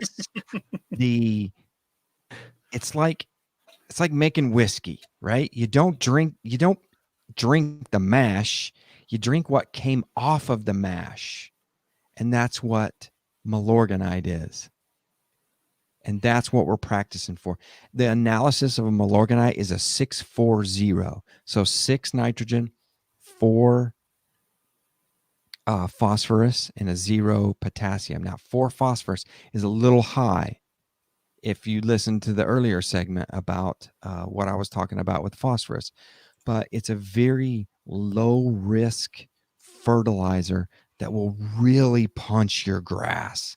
It also has a little bit of iron in it, and iron is really good for your grass to turn it a nice green, and sometimes it's a little bit of a bluish green, and it makes it just pop. And the other thing is it smells fantastic. It's called the smell of success. Because you're putting down Milwaukee's finest fertilizer on your yard after you're done. It does have an aromatic waft to it. So if your CFO or your kids, kind of push back after you've put down the Milorganite, you have to graduate to a new product, but it does kind of smell. I don't know if I'm more impressed by the product or the entrepreneur who said, you know what, Milwaukee, we can take all of our waste and make a killing on it. Yeah, exactly. Well, we have Omagrow too. That is a lot of our yard waste and stuff gets ground up, and they create their own fertilizer with it. Yeah. Gets mixed with some other things, and you can buy that in bags here in Omaha. Omagrow, I think is what it's called. Omagrow. Yeah. You'd be surprised, Jim. If again, I'm going to push you to your local landscape supply place. Go ask questions. Ask them for a low nitrogen organic product. They'll point you to something that has a 4 or a 6 or an 8, maybe even a 12. And that kind of stuff you can really put down kind of heavy. You can practice with it. You're really not going to burn your lawn if you go to Lowe's and get a Scott's synthetic that starts with like a 24 or a 30. That's what I tell people. Don't start with that stuff. Mm-hmm. I tell them, stay away from it in the first place. Mm-hmm. Go to your landscape supply and find someone that's got Lesco. There's a brand called Lesco that's made by different companies all over the United States, that they have some wonderful products. And you can even get organic products that have all of the humics in them. They have the charcoals in them, all different kinds of little grass vitamins and soil conditioners. You can really get some good stuff, and it's much cheaper than what you can do if you order stuff online, if you're listening to the YouTubers. Now, the YouTubers got some fine products that they sell, but this Milorganite right here, I'll tell you this, Mike, if you're not ready to practice with that $65 bag, you very well can get this $13, this $16 bag and practice with it. Its coverage rate is not very big. It's a 36-pound bag. It covers 2,500 square feet. So you still need to add that up and make sure that that's still a good plan for you and your yard, because you're thinking, oh, $16 a bag. That's great. Well, when you get home, you may not be putting enough product down for your grass. But it'd be great for Mike, for you. You could buy a test bag, throw that in the area. I think you have a sidewalk, and then you've got that little strip of grass, right? Or does the sidewalk go all the way to the street? I can't remember in your sidewalk goes all the way to the street. Oh, all the way to the street. Well, maybe you have a spot in your yard that's small, right? And you could try, you can do this with any of the fertilizers. Buy some of that and try them in a small spot. And say, hey, how well are they working in my yard? Monitor them, right? Right. Well my side yard. Yeah. No, it's a great, Dave. I love it. You've brought this idea of practice in, and I never really thought of doing that as practicing. Mike, I've cut you off twice. Sorry. No, I hadn't thought of that either. But I just wanted to quickly add on to Dave's point of using Google Maps real quick. So of course, as I started to like click around when he was telling us about that, you can actually go to earth.google.com. And if you go there, you can, if you do the measure option, you can actually start doing, and you can also call it a project. So you do like yard measurement project. And I measured off front yard, backyard, side yard, and I click on those on the left and it just highlights that section of the yard.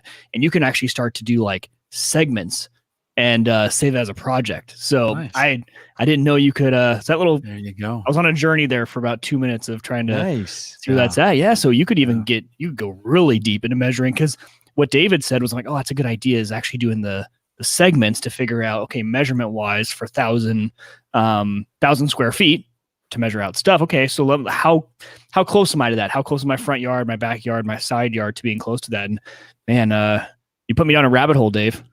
It can get crazy. I love it. I'll just tell you this: don't go to YouTube. Just don't go. You'll never come out. You'll never come out the same person ever again. I watched the Lawn Rebel. Connor Ward is kind of my guy. He's just nuts. He's crazier than a rose lizard. But I just kind of watch it for the train wreck. Like but he's really good. He has great looking lawn, and there's some things I've kind of learned from him in that. Yeah. And no, you can't. So, I threw them under the bus, but they deserve it. in my diatribe here, I have listed some of the folks that I have learned from and what I've learned from them. And you kind of take a little from everyone. And you kind of have to remember, like I said earlier, they're all trying to sell something, whether it's themselves or some type of fertilizer. So you kind of have to take it with a grain of salt. Some are, I would say, kind of snake oil salesmen. You got to be careful. But I haven't seen a product out there yet that has been bad, honestly. Yeah. I've tried a lot of different products. There's been times where I'm putting something in the front yard that's different than the backyard to see just what happens. Yeah. What happens? Yeah. If I use,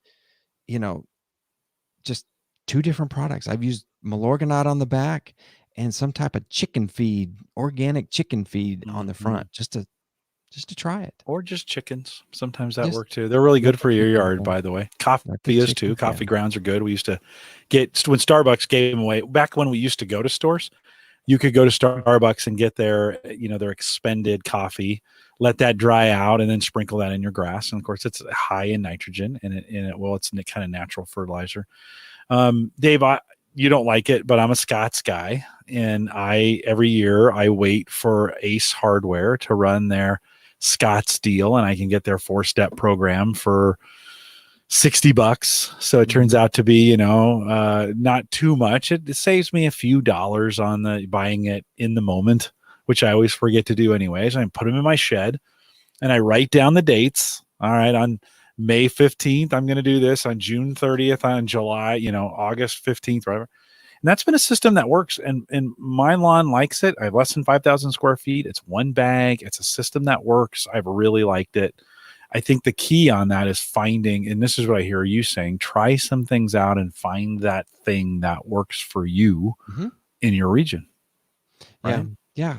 Have the knowledge about your region, about your ground, and go in with smarts. Yeah. And not just shooting from the hip. You shoot from the hip, you can make a lot of mistakes very quickly with your lawn, and it can take a lot of time to recover. But if you do it right, and you go into winter and you've done it all right all year long and all winter long, when you come back in the spring, you're going to have to mow 3 times a week because your grass is just going to be so happy and healthy. It's going to be growing like crazy. Yeah. And that's a good place to be for sure. All right, let's plan a late June. Do you think mid to late June summer lawn? And what I want to hear from you is, okay, now we got through spring. What are we doing to protect the lawn in the summer? Because I think that's a completely different. I mean, some things are the same. Watering is more important. We're doing things to kind of protect it. We asked that question early on. Do I turn the water on to cool things down? How are the rain things working? Where are we at from a water standpoint? And maybe even some tech to kind of think through, how do I know how stressed my environment is? There are some drought condition websites that you can monitor that'll let you know, just how bad is the drought in your area, and what do you need to do? Would you do that if I ask you to do that? Would you come back? Yeah, we might as well just keep it going, and we can kind of hit on what we've left off with here. Right. We can talk about fungicides. We can talk about grub control. We can talk about weed control, weed identification. Right. There's a lot. Right. There's a lot we got to do, fellas. Yeah, and somehow the weeds survive in the summer, and they like the grass is struggling, and the weeds are just like, this is the greatest thing ever, right? And you're like, I'm never watering this thing. Why don't the weeds go dormant? So I think there's some really great stuff to talk about summer conditions coming out of spring, going into summer, and because how you set up your lawn in the summer really dictates how well it's going to do the next year. And so if you can conquer summer and prep it for fall, man, going into the next spring, you are set. It takes you a whole nother year to do it, but those are kind of some key stuff. Mike, anything else? Any other questions? I've watched you plotting and taking over the lawn world while we've been doing this. I have. I mean, it's one of those like fire hose of information. So what's my first step? But I like, Dave, how you kind of walked us through, hey, these are the steps you need to go through, and let's just tackle one at a time. Right. And so watering is my first one, really, and getting that under control. And then looking at what can I do to add on to what my fertilizer people are already doing to make it even better. And then maybe even getting comfortable enough with the practice stuff you talked about to fully replace them if I get to that point. Yeah. I'll start with a soil test and see how healthy your soil is. It's very cheap. Maybe for some folks, if you are working from home more, not everybody got a chance to do that. There are still folks going into work who are being very productive and very busy. Dave, I've actually found I go out and see my lawn every day. It's been it's the 5-minute weeding method. So I just go out, not the 5-minute weed method, but weeding method. And I go out there and I just find two, I have that weeder handy and I grab it on my way out. And if I see something, they stick them. I have 0 weeds right now in my yard because every day I do, maybe 3 or 5 minutes of taking those weeds out. They won't propagate. Now they're going to come back because dandelions are the most successful weed in evolutionary history, right? They're going to come back, but doing them in little bits has really, really worked for me. Yeah. Right. That has been, do it every day at 420. Yeah. There we go. I was wondering how long it would take us to get a 420 reference in on that as well. Okay. A couple reminders on the way out. One, if you want to support the show financially, you can find us on Patreon, theaverageguy.tv/Patreon. Jump in our Discord group, theaverageguy.tv/Discord. A lot of great barbecue conversation going on. Listen, nothing better than grilling meat, looking at a green, well manicured, mowed yard, right? Yes, that is, God, there's just nothing better. You feel like a superstar right now.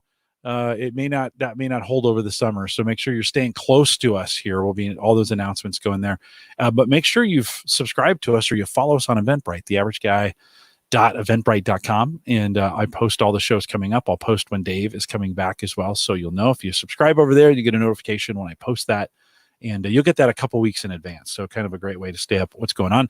The AverageGuy.tv platform, both web and media hosting, powered by Maple Grove Partners. Get secure, reliable, high-speed hosting from people that you know and you trust. Plans as little as $10 a month for pretty rockin' hosting. And we appreciate Christian for sponsoring us. He's done that for 10 years now. It's pretty crazy that I've had my site on something of his for the last 10 years. So pretty crazy. Don't forget to download the app as while you're out mowing. It's a great way to stream the show when you're out mowing the yard. You can do it as a podcast too, but homegadgetgeeks.com will get you there as well. We are live every Thursday, 8 p.m. Central, 9 Eastern, out here at theaverageguy.tv/live. Rich Hay is here next week. We're talking about Windows, Dave. You know that's happening as we catch up with Rich Hay. His life's changed a little bit, but he's still following all things Windows, and we'll be excited to have him on the program as well. If you're listening live, we'll do a little bit of post-show, so stay around for that. With that, we'll say goodbye, everybody. Whew, that's almost 2 hours. And we could go two more. Oh, easy. Yeah. Oh, yeah. I didn't even get into math formulas on how to figure out how much to put. Well, I was thinking, you guys. You totally were. I was thinking, Dave, during the show, your pamphlet we ought to make if people go to reset and subscribe to your newsletter. Do you have a newsletter? Do you do that? I do, but it's not. Yeah, it's not formal like your MailChimp stuff, mostly weekly. Yeah. but it could, you could, for people who subscribe, whatever, they could get the newsletter. They could get your pamphlet. I like how you called it, for free. So I'm gonna grab most of the links and bring them into the show notes. It'll be interesting to see the feedback, because I'm not professing that I know more than anyone else, right? I can always be taught something. I am just regurgitating what I did. Yeah. I was the person that was scared to go into the show and go into the co-op and ask questions. And I finally overcame that fear of nitrogen. I overcame that introverted fear of, hey, I can do this. Mm-hmm. And honestly, I had to get pissed off before I figured it out, right? Because, I mean, they were really overcharging me. Yeah. And I was just like, you know what? I've done this before, but I've never really applied the science and the math to it. And I was like, how in the world am I going to get good at it so I don't tear up this yard? Yeah. Yeah. Like, I'm just going to practice with this. You had something to recover. Like you had a serious, I saw that yard and it was beat. And it was like, wow, this is going to be some work to bring this. Well, this is how long the show was, guys. You can tell it was a 2 Bud Light night. It's a good thing I have the emergency supply. The 2 beer show. Right by me. Usually it's just one, but tonight, well, I was two glasses of water. It's really what it was. Mike, what's your one take? Like, you've got a bunch of takeaways, but what are you going to do first? Like, I can't decide if it's, I think the irrigation system, I think, makes the most sense for where I'm at right now, right? That'll have the biggest impact. Number one, because I'm spending a lot of money on water. And number two, that is still an area that I control. When it comes to the fertilizer, that's going to be practice and really seeing and pricing out if it's even going to make sense for me. I mean, like Dave said, when it's at $60 per application and only 6 to 8 applications a year, that might be hard to beat, especially when they know what they're doing and it's my time too, right? I would never tell you to replace that. And if he's doing a good job, that's a beautiful thing right there.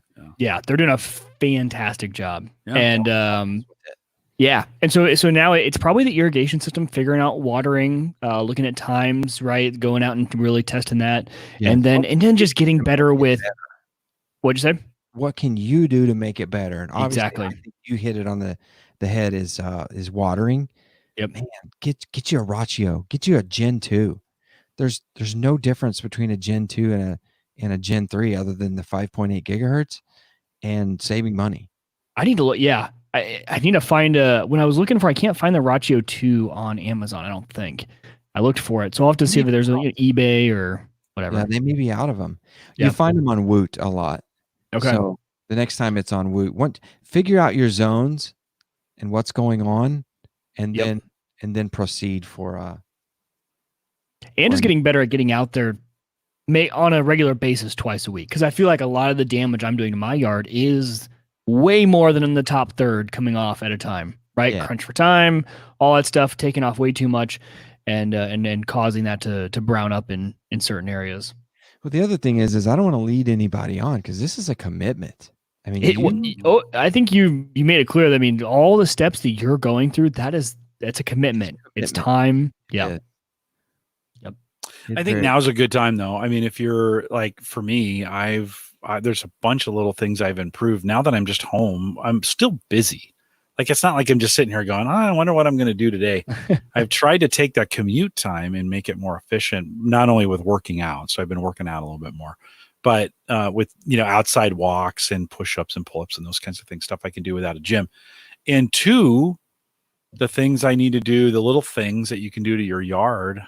I went out on Saturday and took 25 minutes and moved some hostas around, cleaned up some flower beds and moved. Like, I like to move stuff all the time just to kind of clean stuff up, move stuff around, divide those plants, and threw them in the ground, watered them in. They look like crap for about a week or two, and then they come screaming back. Yeah, those plants that naturally divide. Yeah. Daylilies, Yeah. Oh, yeah. It's free landscaping, right there. I know. I need to move. My daylilies now need to get. We've been doing really well with the hostas, but the daylilies and the peonies too grow really, really well here in Nebraska. And so, having some peonies in the yard that you can split up and move around and just kind of fill in spaces has been good. The other thing I've been trying to do is bring some of our roses back. The deer have just decimated over our roses over the year. We've gotten some new dogs, which I'm not disappointed about. And those dogs are keeping the forest dogs out of my yard. And all of a sudden everything's flourishing. Yeah. Because it's not getting mowed down by deer. Yeah. A dog, I mean, even a dog in the yard will keep the moles and the voles out too. Right. It's a great thing to have. Yeah. Yeah. No, I have dogs. When we first moved in here and I started planting all this stuff, I was like, this is great. And then one by one, the dogs passed away or moved away. And the deer just ran through our yard. I mean, they were like, they had like their own keys to the backyard. Yeah. So they just destroyed it. So I went about a decade of just destroyed. And I was like, maybe I'll plant new things. So the hostas come back. All that stuff comes back, right? Well, over the last few years, all the dogs have come back. And so like this year, I was like, wait, I got to cut down my hostas? Like I need to clean that up because normally the deer would just decimate them before we even got to that spot. So it's been kind of nice. The deer do fertilize well. So that is a good, you can always see those grass spots. You're like, oh, that got fertilized,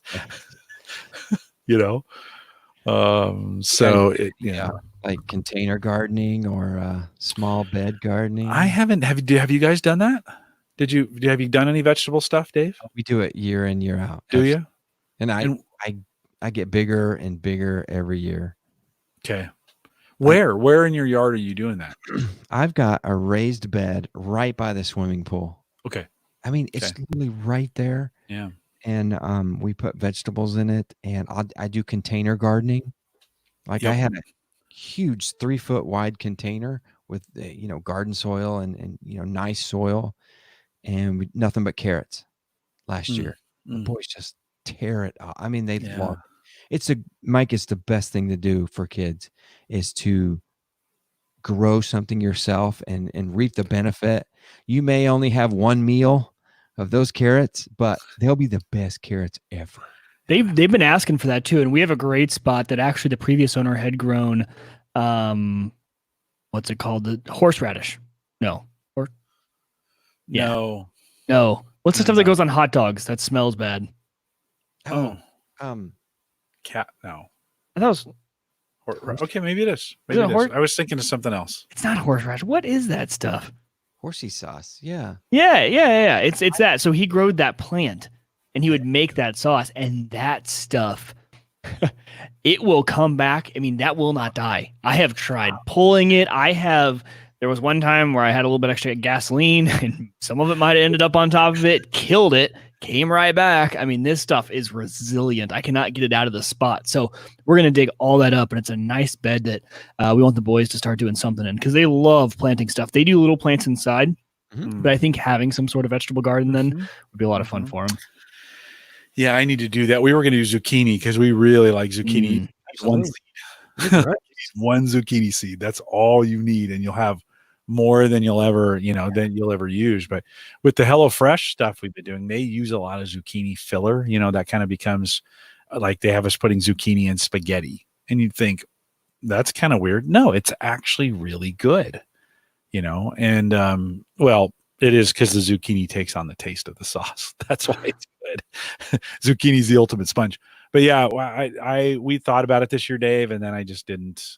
I am growing some wildflowers for the bees and some of those kinds of things to have some of that available, but we haven't done any vegetables. Yeah, I'm excited for this year. We're really ramping up. We're going to do container corn. Yeah. And have you covered your stuff with the cold weather coming right now? Okay, all right. My corns are about like 5 inches tall. Yeah, it's all inside. After tomorrow night's event, I probably will start getting it out because I even have to. I bought a weeping cherry tree, and she's real small right now, but I've got to go cover her tomorrow night too because it can hurt those buds on that. So Andrew says in chat, I'm just one step away from spaghetti squash. And that's true. Like making that we were doing a bunch of this at Gallup, making, not pasta, but using squash or zucchini as that's another thing. HelloFresh has us doing is taking a zucchini and long cuts in the down the zucchini with a peeler. So long, thick cuts, and then putting those in with noodles and stuff. So you get that additional, or adding it to a beef bulgogi bowl type thing, or pickling them. Those have been pretty good. So now you got me thinking, Dave. Maybe I need to go quick get some seeds. I started my boys when they were young. I remember that big pole barn we had, and we would plant sugar snap peas. And I could not keep those boys out of my garden. They would go out. They were like deer, pulling them, snapping them. They were like deer. Oh, that was a great piece of property. It was a good piece. You had there in Wisconsin. Yeah. That was pretty great. Sandy soil. Yeah. I really amended my gardening. Did you have a pool there? No, we never did. No, you had a trampoline in the back. We had the big, I called it the addition to the home. It was the play set. Okay. Yeah. I just remember something big in the backyard. Big old giant. That was a while ago. When was that first meetup? How long ago was that? 10 years ago now? Wow. That was a long time ago. In Addison there? Yeah. That was a long time. Wow. It was. Those pictures have been from time to time been popping up. I've also seen guys posting them on Twitter, and it's kind of fun. Yes. Kind of fun. Yeah. John and Tony Rayner, they're always needling us about. I know. Best meetup ever. If it wasn't for this crap going on now, I would consider it. Yeah. It's just, it got too stale for a while there. So they'll come back. They will come back. I might even do one at some point. So I haven't, it's a different era, right? Just a different time. So I've got some ideas rolling in my head. I think I could really pull one of them off. And I was looking at doing it this year and this stuff hit. Yeah. So it's not going to happen. And it would not be here. It wouldn't be here. It wouldn't be at Jim's house. It would be somewhere different. And it probably wouldn't get as many people, but I think the reward would be phenomenal. No, it's cool. So it's cool. All in here. It's all rolling around. Yeah, like you're good at that. You're good at coming up with that stuff. So, all right, get your pamphlet rolling for the summer. I want to get you thinking in advance about compost at maybe not summer, but maybe as we go into the fall, thinking about some compost stuff that would help. Do you do much composting? We don't hear because of it's just homeowners association. Yeah. Oh, they won't allow you to do that. Yeah. Maybe, Jim, maybe that needs to be your segment. I mean, I've done it before in Wisconsin. I built a 4 foot by 4 foot by 4 foot tall compost bin with a removable side panel. Hand built that baby, and it was awesome. I could stack it in there, and every once in a while pull that side panel up and shovel the bottom out. Yep. It was just gold. Bunch of different ways to do it. Mike, are you composting at all in any of the stuff that you have? Leaves? We or are anything? not. Okay. Nope. We're lucky. Our trash service will take all the yard waste in the bin. Doesn't need to be bagged or anything like that. So I've been we'll talk about this in another show, but I've been recycling that back into the yard in increments. So I don't have a big gigantic compost pile. I can grind it up and get it in different spots in the yard to fill in as ground cover or whatever. I grind it up. I bought a chipper and grinder for some of those things, so I run that through, let it sit, and then just let it do its thing a little bit at a time. So I don't have big piles. I don't have heat stacks coming off of them. Right? I don't have chicken crap that I'm trying to cycle through those things. It's just stuff that's in the yard and how we recycle it, including the sticks that come out of the trees that we burn and getting those recycled back into the soil, little bits at a time, like nothing major, no stacks of things out there. I did do that for a while. And then I was like, no, this is kind of dumb. I'm just going to do You're not it. throwing your banana peels out there? No, I don't. And we should. We actually started during, 8 weeks ago when this thing was happening. We started, a food waste, and then Sammy said, hey, wait a minute. Why don't we put this in a bag and throw it in the freezer and I'll make vegetable stock out of this? I was like, oh, okay. And so we have 2 gallons of vegetable stock sitting in the freezer waiting for us to, and we're doing soup Sunday. So that's when that stuff will come out. But so instead of it going into the yard, it's going into us. Yeah. And so that piece has worked out pretty well. Dave, I am a big believer in these little things over time. Like don't go out on a Saturday and spend 9 hours on your yard. How do you eat an elephant, Jim? Yeah. Yeah. Little bites. I'm a huge believer in, you see something, I see a weed, I keep that weeder close by, just grab it, pull the weed, throw it in the compost bin. I have more weeds in my yard than both of you do. I have a lot of weeds. Yeah. But they're not visible, right? They don't bother me. No. I try not to do a lot of negative. Yeah. I'm not going to nuke my yard with, weed killer. I'll spot spray every once in a while. Yeah. Yeah. No, even that, Dave, of keeping a can, a little pump can of weed, whatever, killer, whatever you want to call it. And having it handy, and you see it, you just grab it, pump, spray, put it away. Yep. That's what I do, Jim. Yeah. That's what I do. I like to feed it. You get it growing and then you kill it. Yeah. I don't like to cut it. I like to feed it and then just chop it. Andrew says he says my son loves turning the compost tumbler every day. Those are handy to have. Absolutely. It helps me water the roses as well, which is great. Getting the kids involved to do those kinds of things. Dave, I know your boys help from time to time as well. It's pretty great. I actually enjoyed it. The kids didn't help me much because I liked it. It was my alone time. I had my fresh teenager, he's 13, mow the front yard with the push mower, not with the tractor. Mm-hmm. Yeah. I hope he's asleep. It was god awful, but he did it.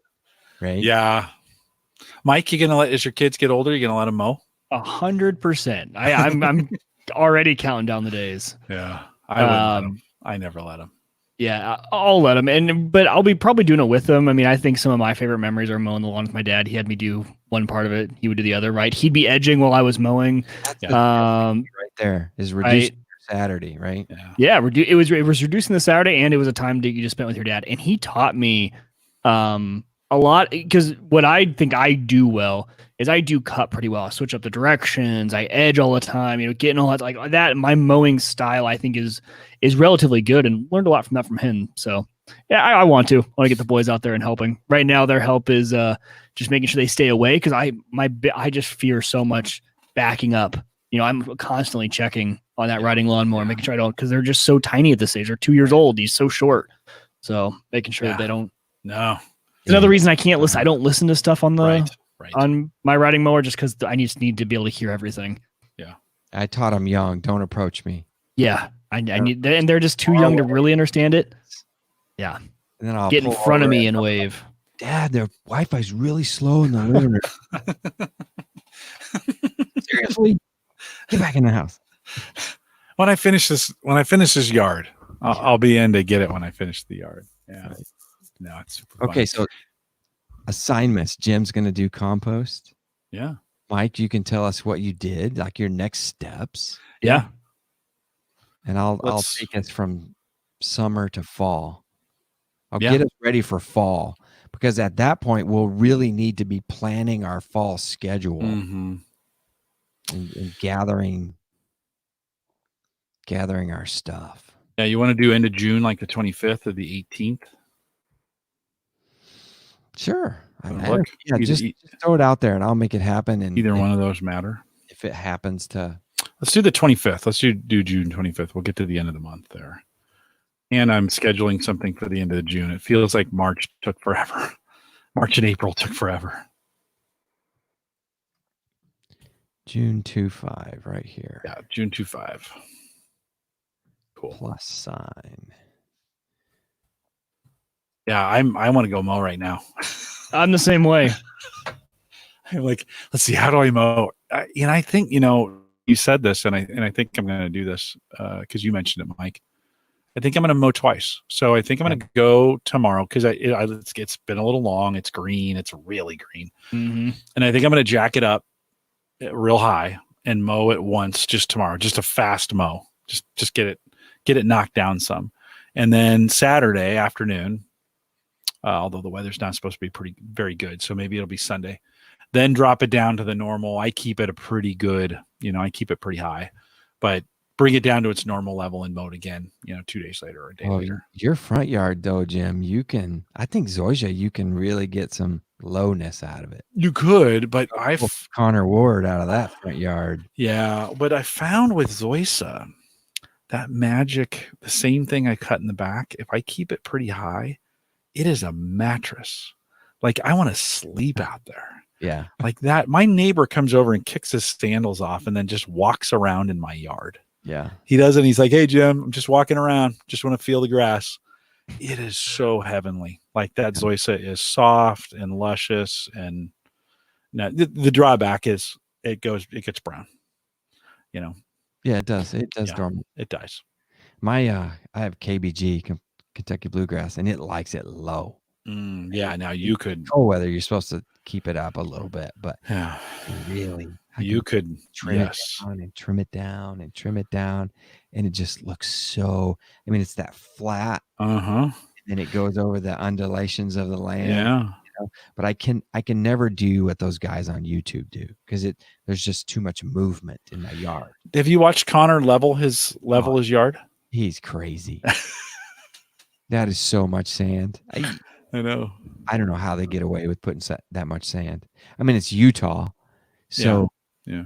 I don't know how hot it gets there. It doesn't. But that's how he gets away with it. He waters a lot.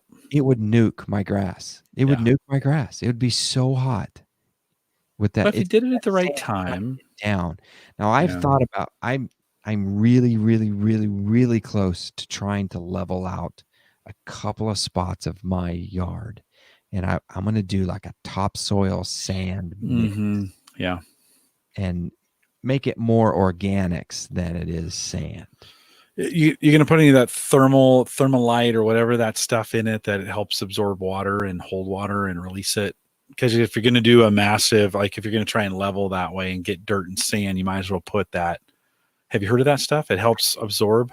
I've never. It's called thermalite or something like that. Thermalite? It's like a sponge. I forget what it is. So you can get it at any hardware store. Oh, and it's like a product called vermiculite. Oh, maybe that's what it is. Is that vermiculite? You generally use that for gardening. Yeah, but you can do it on the lawn. I'll be damned. And it'll help, at least as you're making that transition, it'll help hold the water in for those seeds a little bit longer. Okay. When I do the seeds, I use a pin mulch. Okay. I use a topsoil or I can't even think of it now. That big bale of peat moss. Yeah. I'll get peat moss out. Yeah. But seed to soil contact is so important. Yes. So it is. important. Totally. And after you do an aeration. Yep. It's a beautiful thing. And I'm not doing it this year. I'm done. Yeah. 2 years straight. Nice. And I'm not. Finally, I'm like, I'm good. I'm good. Hey, live folks, if you're listening still, there's 6 of you out there. Thanks for staying 2 hours and 20 minutes. Just pretty amazing. You guys rock. Thanks for hanging out with us. Appreciate it. We'll Schoonover is even out there. I just saw him pop in. So, hey, Kevin, good to see you out there. Other Jim popped in. Andrew, I saw Ken earlier as well, a little bit earlier for him. Brian, thanks for jumping in. Joe, I saw Ron earlier. Guys, thanks for hanging out with us tonight. We'll see you next week with Riche. We'll see you guys. Reset.fm.